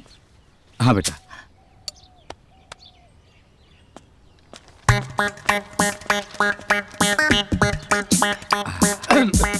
राम राम। राम राम। का हो, हम तो सुनले रहने की जबले तहार बियाह ना होई तबले तू पूजा पाठ शादी ब्याह ना करेबा, पोथी पत्रा ना उठेबा। एकदम ऑल राइट सुन ले रहनी है। तब फिर ये चमत्कार कैसे? अपन बियाह तय करे आई बनी तोहरा सुपुत्री रानी के साथ। का मत करा, बियाह का मुहूर्त निकाला। कौन साल में पैदा भइल? बाबूजी अरे समझा दिए एकरा के, ज्यादा ड्रामा ना करे। चल जा यहाँ से। सौती का खीस कटौती पे मत निकाला। अरे बेचारा बुढ़वा बाप, कब तक बाप के कपारे पे बोझ बनल रहबू तू है? तोहार क्रिया खा के कहता नहीं है ससुर जी, एक नयका दहेज ना ले, छुच्छे हाथ तोहार बिटिया के लेके जाई, बस होके वाला दामाद के आशीर्वाद दी। ये छुछुंदर ऐसे ना माने। ना अरे बेटा, ब्राह्मण को झाड़ू ना बेटा, झाड़ू ना विकार मिटाओ, पाप हरो देवा। सुनी बुद्धू, मौका अच्छा बा, निकल ली। भक्ति चुम्मा लेके चली। अरे पिटोई बा का, चल। भक्ति बढ़ाओ संतन की। किन्ने गई? जा बेटी तू अंदर जा। बड़ा आइल हमार बेटी से ब्याह करे वाला।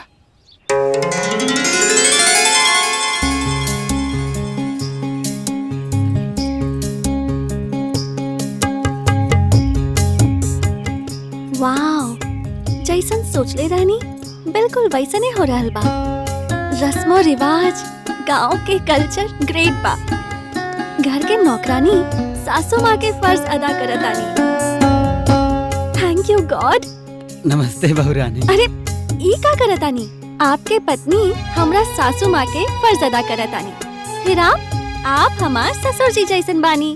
और ससुर कबो हाथ जोड़ेला ना, बहू के आशीर्वाद देला। दी। खुश रहा, खुश रहा, खुश रहा। बाबूजी प्रणाम। अरे मदन भैया ना? अच्छा, एकर मतलब राजा भैया हमार पूरा बायोडाटा पहले से रवक दे देले बाड़ा। देले नहीं खन, हम ले ले बानी। अच्छा। श्याम सलोना नटखट पप्पू। थैंक यू भाभी, लेकिन हम थोड़ा जल्दी में बानी। कहाँ जाता रहो? ट्यूशन पढ़े। मैडम बहुत तकलीफ में बाड़ी, तभी भी पढ़ावत आ रही।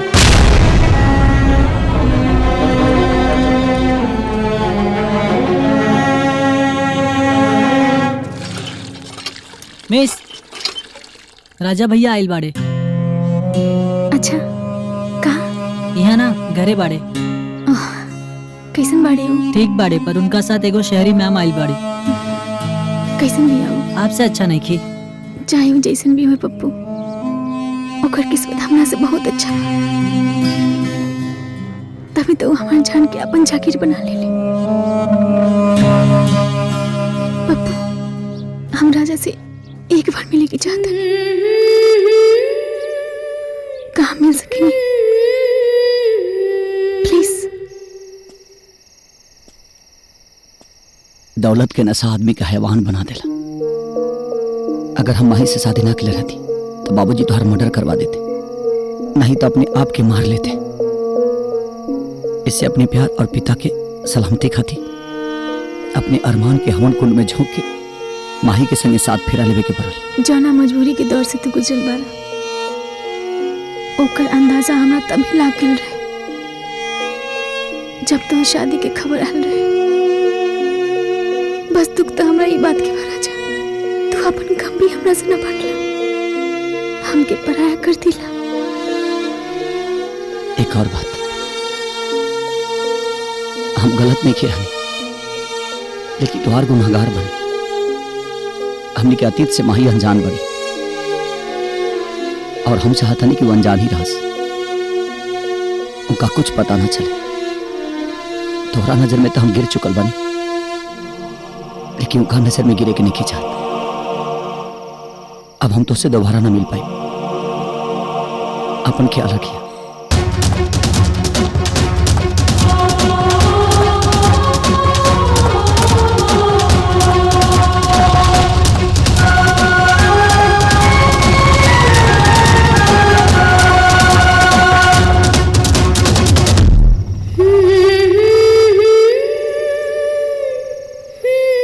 जिंदगी बड़ा अजीब तेरा इम्तिहान है। इतना भी दूर मत कर उसे, वो तो मेरी जान है।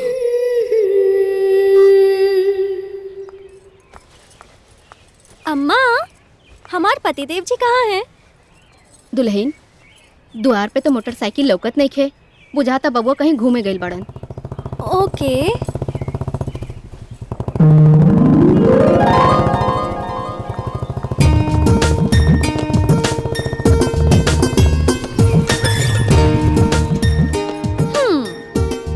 लगता है आपको याद नहीं कि हम यहाँ हनीमून मनाने आए हैं, और हनीमून में हस्बैंड और वाइफ हमेशा साथ में रहते हैं।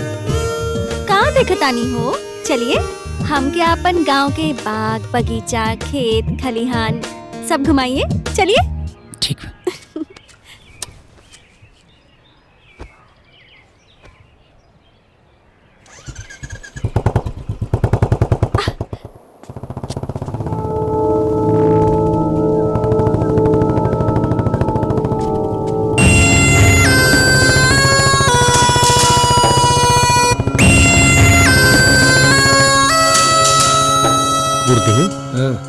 रजवा बड़ा कटहा मेहरारू पौले बा, बाकी कहीं पिछला प्यार ओवरफ्लो मारे लागल तो खतरा हो सकेला। ए चलो, जौने दिने जतरा बन गई ना, वही दिने एक खतरा के उड़ा दी। बूम।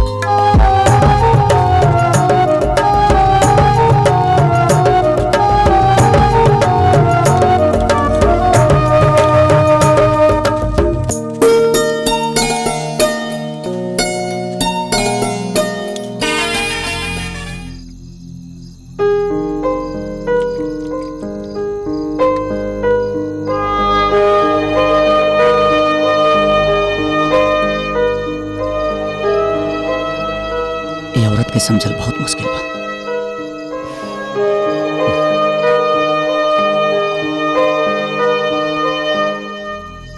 पप्पू, पप्पू।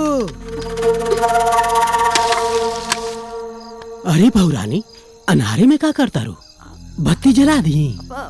ना ना, ऐसा नहीं ठीक बा। अच्छा अच्छा ठीक बा। पप्पू,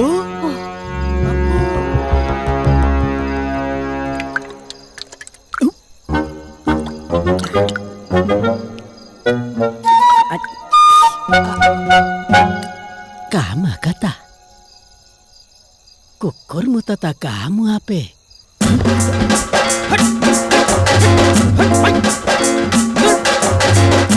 सरौ मुआ मुता तड़ा हो रे। बक।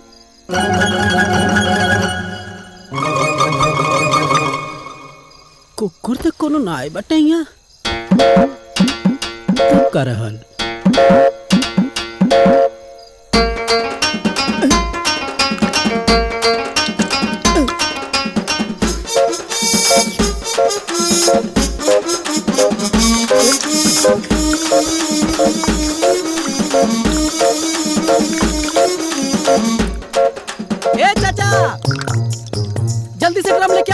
हाई पतरा में से दारू गिरता भर भर भर भर भर भर भर भर।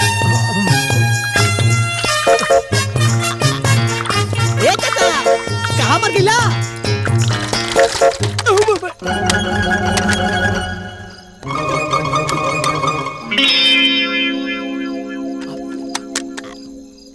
ए चाचा रहे दा।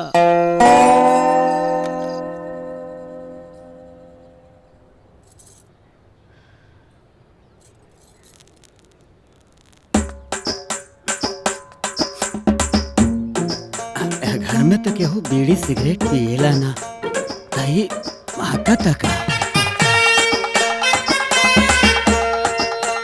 बहुरानी ऐसे क्यों बीड़ी सिगरेट पिए का?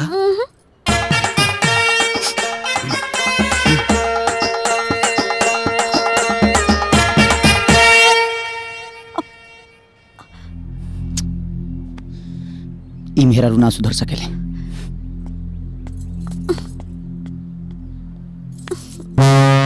अरे हे भगवान, कब ऊपर से दारू बरसावत आ रहा, अब कब ऊपर से सिगरेट। भगवान तू ना।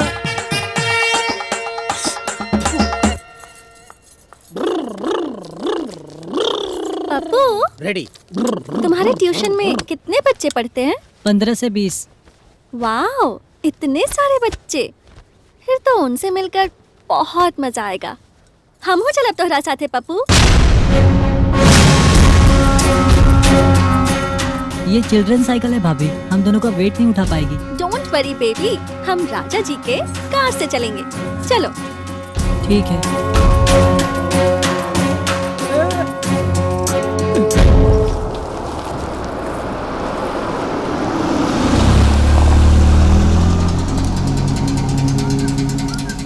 ए चलो। हाँ गुरुदेव। हमरा तो लागत रहे इस शहरी नागिन ढेर जहरीली हुई, लेकिन ये अभागन तो अपना सौतीन से मिले जा रहल बिया। हमार दिमाग कंफ्यूजन में अटक रहा बा गुरुदेव। हाँ। पहले हमरा के मैटर पे सर्च करे के पड़ी। आई एम गोइंग टू कुछ। ए गुरुदेव, हम जाता नहीं रहुआ का करब? अरे 8-10 सीन हो गए यार, आरती ना गौनी। हम तो आरती गाई। ठीक बा, हम जाता नहीं रहुआ आरती गाई। ओके। विषय विकार मिटाओ, पाप हरो। स्कूल कब खुलेगा? पता नहीं। पता नहीं? अभी तक तो बंद है। सही में? अच्छा, यहीं पे है? अच्छा। और बच्चा लोग का पढ़ेगा आज? आज कुछ नया पढ़ाए केहू के कुछ बोले के बा? ठीक बा, यही है।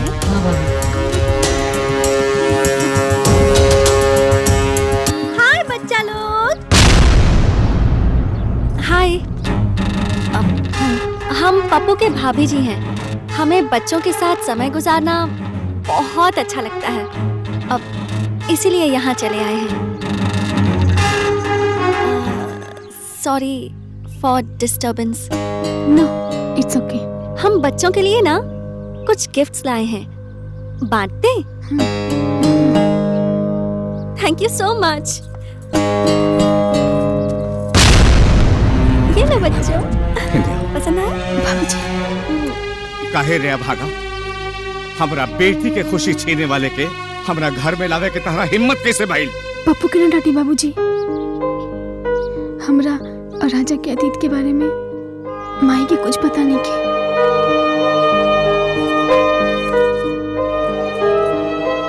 ओकरा बच्चा से बहुत लगाव बा, शायद यही खातिर आइल बाड़ी। मिस एकदम ठीक कहता नहीं। चलो पप्पू। गुरुदेव, मैटर क्लियर हो गई। चलवा। रजवा का मेहरारू। हाँ। अगर रजवा का प्रेम 25 कांड ना जाने ले, हाँ, तो हम जनवा दे। गुरुदेव, घर परिवार में आग लगावे के रउआ तो पीएचडी कैले बानी नु। दुश्मनी में जीत वही कहोले, हाँ, जे दुश्मन के चैन से ना जिए थे। अभी तू समझ ले कि रजवा का उल्टी गिनती शुरू। टकाटक टकाटक टकाटक बहुत होगा। राजा जी। जाता नहीं खेत में खाद छिटे। ए वक्त में कहाँ जाता नहीं? हाँ? पागल।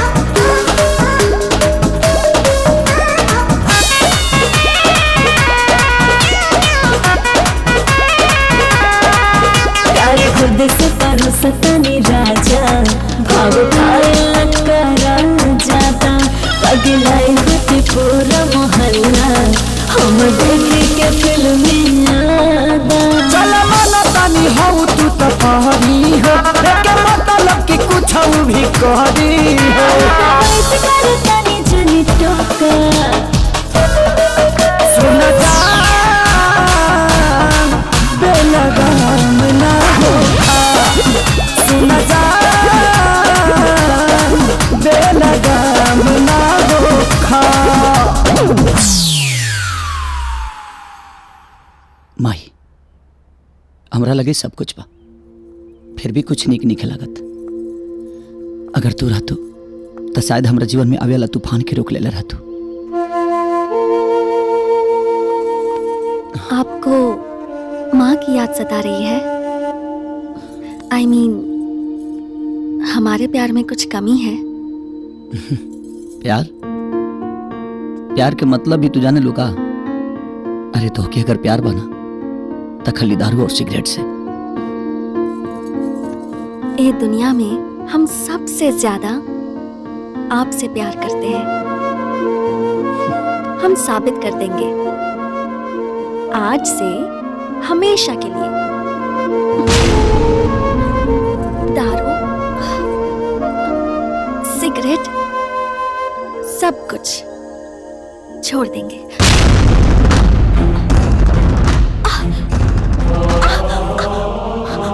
का भाई?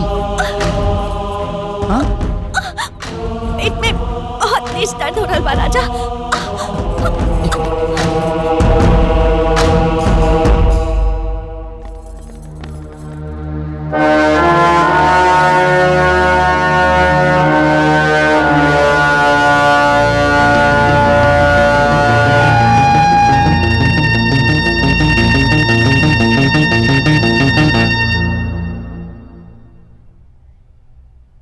तू ठीक बाड़ू ना?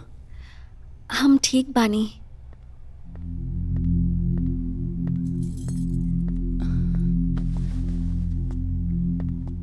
डॉक्टर साहब सब ठीक तो है ना? आप लोग कृपया बाहर चले।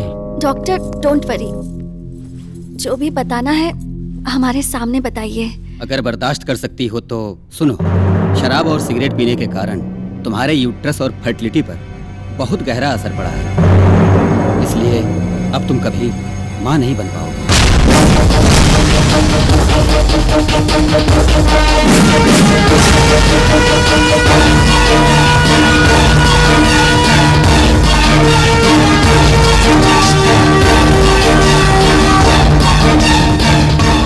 I have to go. Excuse me.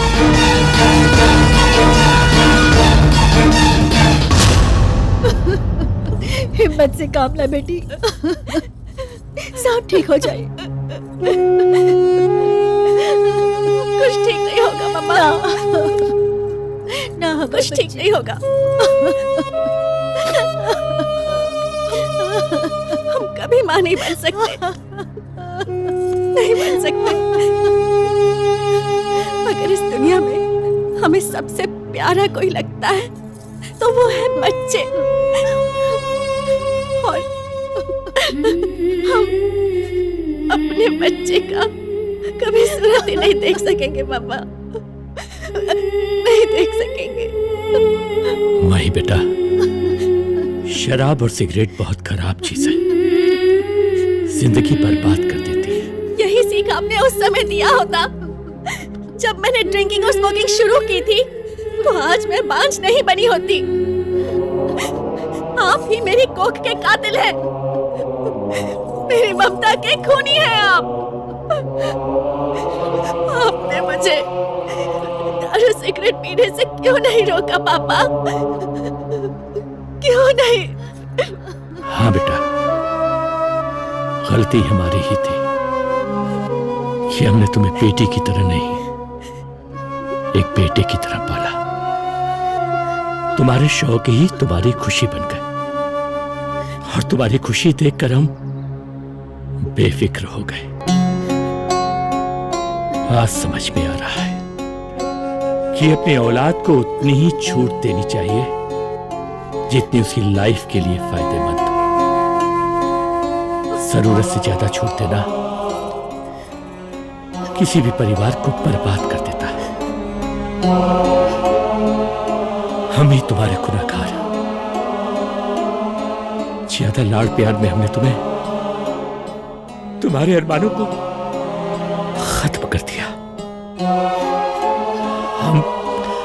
हम तुम्हारे गुनहगार हैं बेटी, हमको सजा दो बेटी। तुम जो चाहे सजा दो, पर तुम मत रो बेटी, मत रो। आपने क्यों नहीं रोका पापा? चुप हो जाओ। क्यों पापा? जयपाल,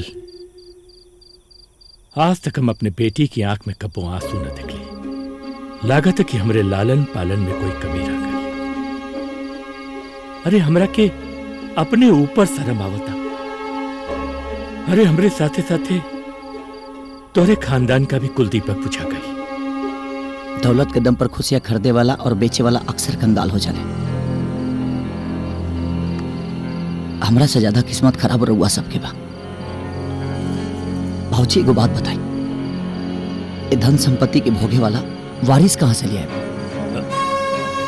अनाथाश्रम से कोनो बच्चा को ले लिया जाई। अनाथ के वारिस ना, अपना खून के वारिस कहल जाला। लेकिन जब हमारी बेटी माई बनिए ना सकेला तो खून की बात कहाँ से आ गई? वो आएगा पापा। मैं कभी माँ नहीं बन सकती, लेकिन मेरे पति तो बाप बन सकते हैं ना। मतलब? मैं अपने पति की दूसरी शादी कराऊंगी।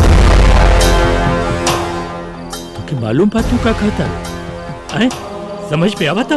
अच्छी तरह। इनकी शादी उसी से होगी जिससे ये बहुत प्यार करते थे, जिससे शादी करना चाहते थे, उसी से। इसको कैसे पता चला? केकरा से? रानी। आ गई लू अपना सौतीन से मिलके।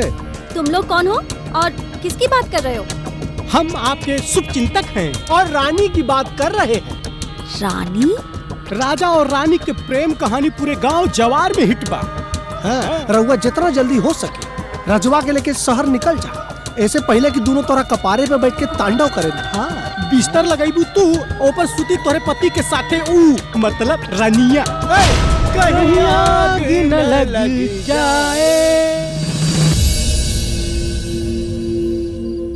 हाँ सच में पहला प्यार कोई भी भूलता नहीं। मैंने महसूस किया है ये आज भी रानी से मोहब्बत करते हैं। लेकिन बेटी एक बात बतावा, अपने पति के साथ तू कोई दूसरी औरत के बर्दाश्त कर पेगू? हम सब कुछ बर्दाश्त कर ले पापा, लेकिन हम ही बकवास बर्दाश्त ना कर सकीले। हम ही शादी ना करब। जब आप अपने पिता की खुशी के लिए हमसे शादी कर सकते हैं तो हमारी खुशी के लिए उस लड़की से शादी क्यों नहीं करेंगे आप, जो आज भी आपकी राह देख रही है, जो आज भी आपके लिए तड़प रही है। बहुत प्यार करते हैं आप उससे। उसकी तड़प बद्दुआओं का ऐसा कहर बनकर आज मुझ पर बरसा है। जिंदा लाश बनकर रह गई हूँ। अब तो हम में जान तभी आएगी जब आप रानी से शादी करेंगे।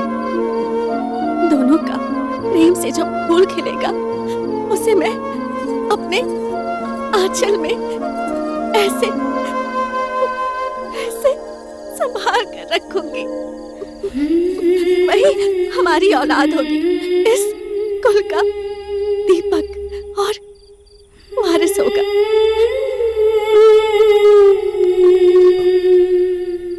जैसन तोहर मर्जी बेटा। बाबूजी जौना लड़की के घरे जाके ओकरा बाप के रुआ बेइज्जत कैनी, ओकरा के जान से मारे के कोशिश कैनी, उ शादी खातिर कैसे राजी हुई? हमने देखा है कि रानी के दिल में आपके लिए बेपनाह मोहब्बत है। और रही बात उसके पिता की, तो ससुर जी आप अपने बेटे की खुशी के लिए उनसे माफी नहीं मांग सकते?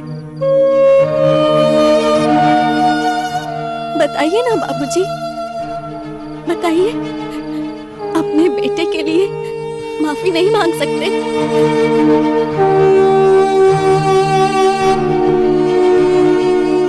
ठीक बा बेटा।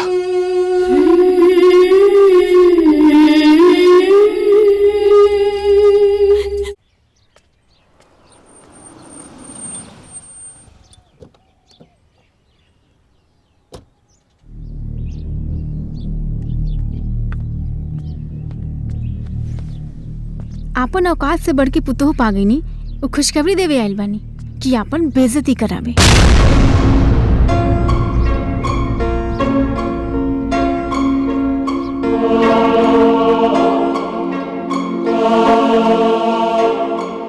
अपना गलती की माफी मांगे आइल बानी। हमरा ये समझ में आ गइल कि अमीर होके चाहे गरीब, सबकी इज्जत एक जैसन होला। अब बेटा राजा से तोहर ब्याह ना करा के जन्म पाप कइले रानी, बस ओकर प्रायश्चित करे आइल बनी। तारा के अपन घर के बहू बनावे आइल बनी। तहार बहू मर गई कि तहरा से ज्यादा दौलत वाला के साथ भाग गई। ओकरा बारे में अशुभ मत बोली, वो बहुत महान औरत बिया। देखिए ओकरा जब राजा और रानी के प्यार के बारे में पता चला तो खुद काला हमरा से, भाऊजी रो के हमार कसम, राजा जी के रानी से फिर से मिला दी। वैसे बेटा ही नहीं है। वो ऑर्डर देलस और तू बेशरम गुलाम जैसन भीख मांगे ही आ गईला। प्लीज जबान संभाल के। ए बाबू साहेब, जबान तो संभाल ले, बाकी अपने आप के ना संभाल पाई। चुपचाप यहाँ से दफा हो जाए, न तो धक्का दे के भगाई। बस ए गला मत फाड़ा। तू भूल गईला कि जब रिश्ता के डोर टूट जाला तो ओकरा जोड़ला के बाद ओकरा में गांठ बन जाला। अरे बाबू साहेब, हम एगो भिखमंगा के अपन दामाद बना ले, बाकी तहरा जैसे नीच इंसान के अपन बेटी के बहू ना बने दे। निकल जाए यहाँ से।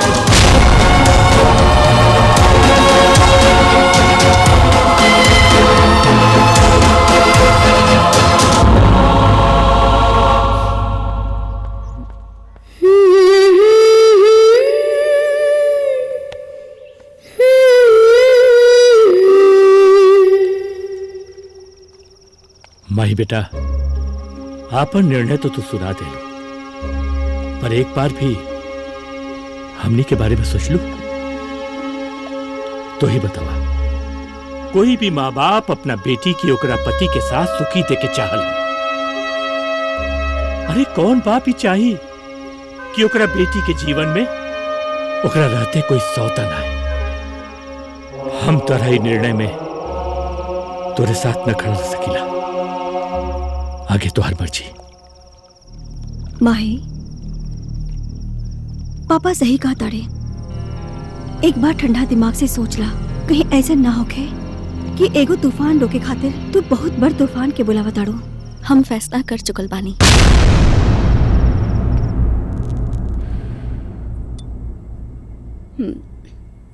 अरे यार, कल तो बोर हो गई थी, तू जाना चाहिए था। सीरियसली। अरे माही, तुम आई तो महफिल में बाहर आ गई। अब फुल नाइट मस्ती और एंजॉय होगा, लेकिन दारू और सिगरेट नहीं पियेंगे। ओह नो यार, स्मोक और ड्रिंक के बिना हम लोग एंजॉय कैसे करेंगे? सारा मूड खराब करके रख दिया। Just shut up. मूड खराब होगा तो वो ठीक हो सकता है, लेकिन अगर बॉडी खराब हो जाए तो लाइफ नर्क बन जाएगी। जानती हो मेरे साथ क्या हुआ है? क्या? दारू, सिगरेट एक ऐसा जहर है जो स्त्री के अस्तित्व को खत्म कर देता है, कोख को जला कर रख देता है। जो स्त्री जननी नहीं बन सकती, मां नहीं बन सकती है, इस धरती पर उसका जन्म लेना एक अभिशाप है। अगर तुम लोगों को अभिशाप बनना है तो शौक से स्मोकिंग, ड्रिंकिंग करो। Please leave me alone. Thanks यार, तुमने हमारी लाइफ सेव कर दी। आज से इस जहर को हम लोग हाथ भी नहीं लगाएंगे। उड़े जब जब जुल्फे मेरी कंवारियों का दिल में। बस अरे कबारे पे को बाल ना जुल्फे गावता रे, टकला हमार कंगी करापन क्या करता रे? कबारे पे को बाल ना और गावता रे, उड़े जब जब जुल्फे तेरी।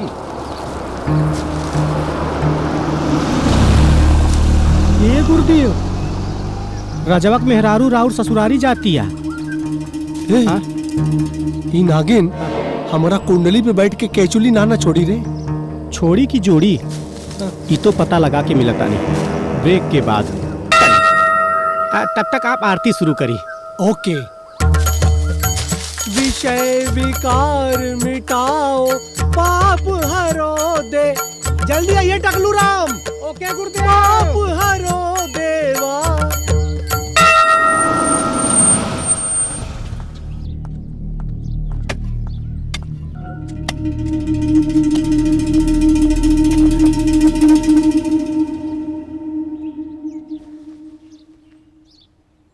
आज संडे है, बच्चा कुल पढ़े ना बिलसन।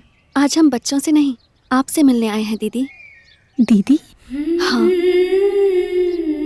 राजा हमारे पति हैं, लेकिन वो आपका पहला प्यार है, और पत्नी से बड़ा पति का प्यार होता है।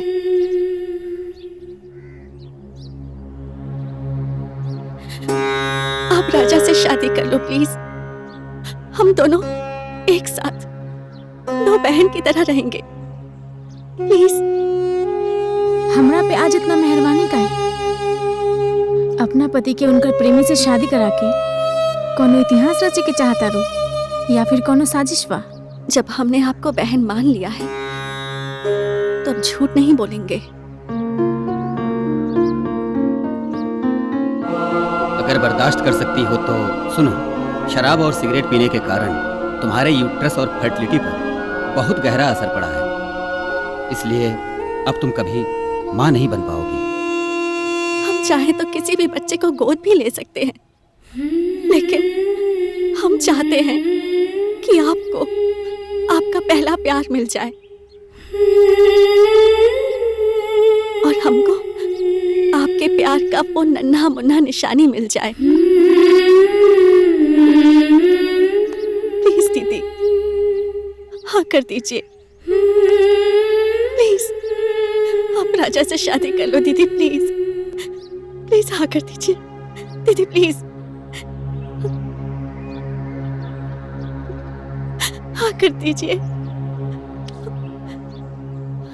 जा राजा के भेज दा, ओकर बादे हम कोई डिसीजन ले पाई। Thank you so much.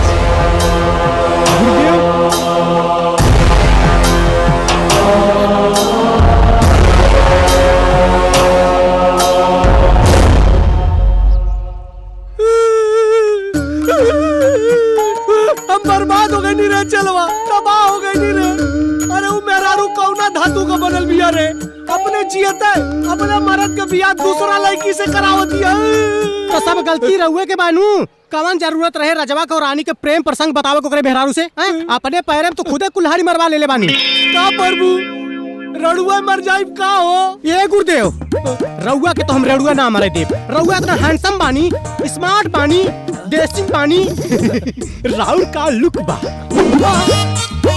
अरे रानी न सही तो रिया सही, रिया न सही तो बीना सही। विषय विकार मिटाओ। चुप रही महाराज। विषय विकार मिटाओ जब देखे तब शुरू हो जाली। सॉरी। Thank you.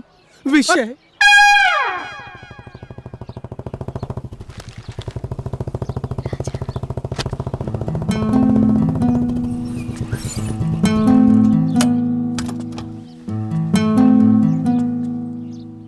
राजा कुछ ना, शायद हमें के प्यार बहुत सच्चा बरा नहीं, ऐसे भगवान दोबारा मिलवाना चाहता है।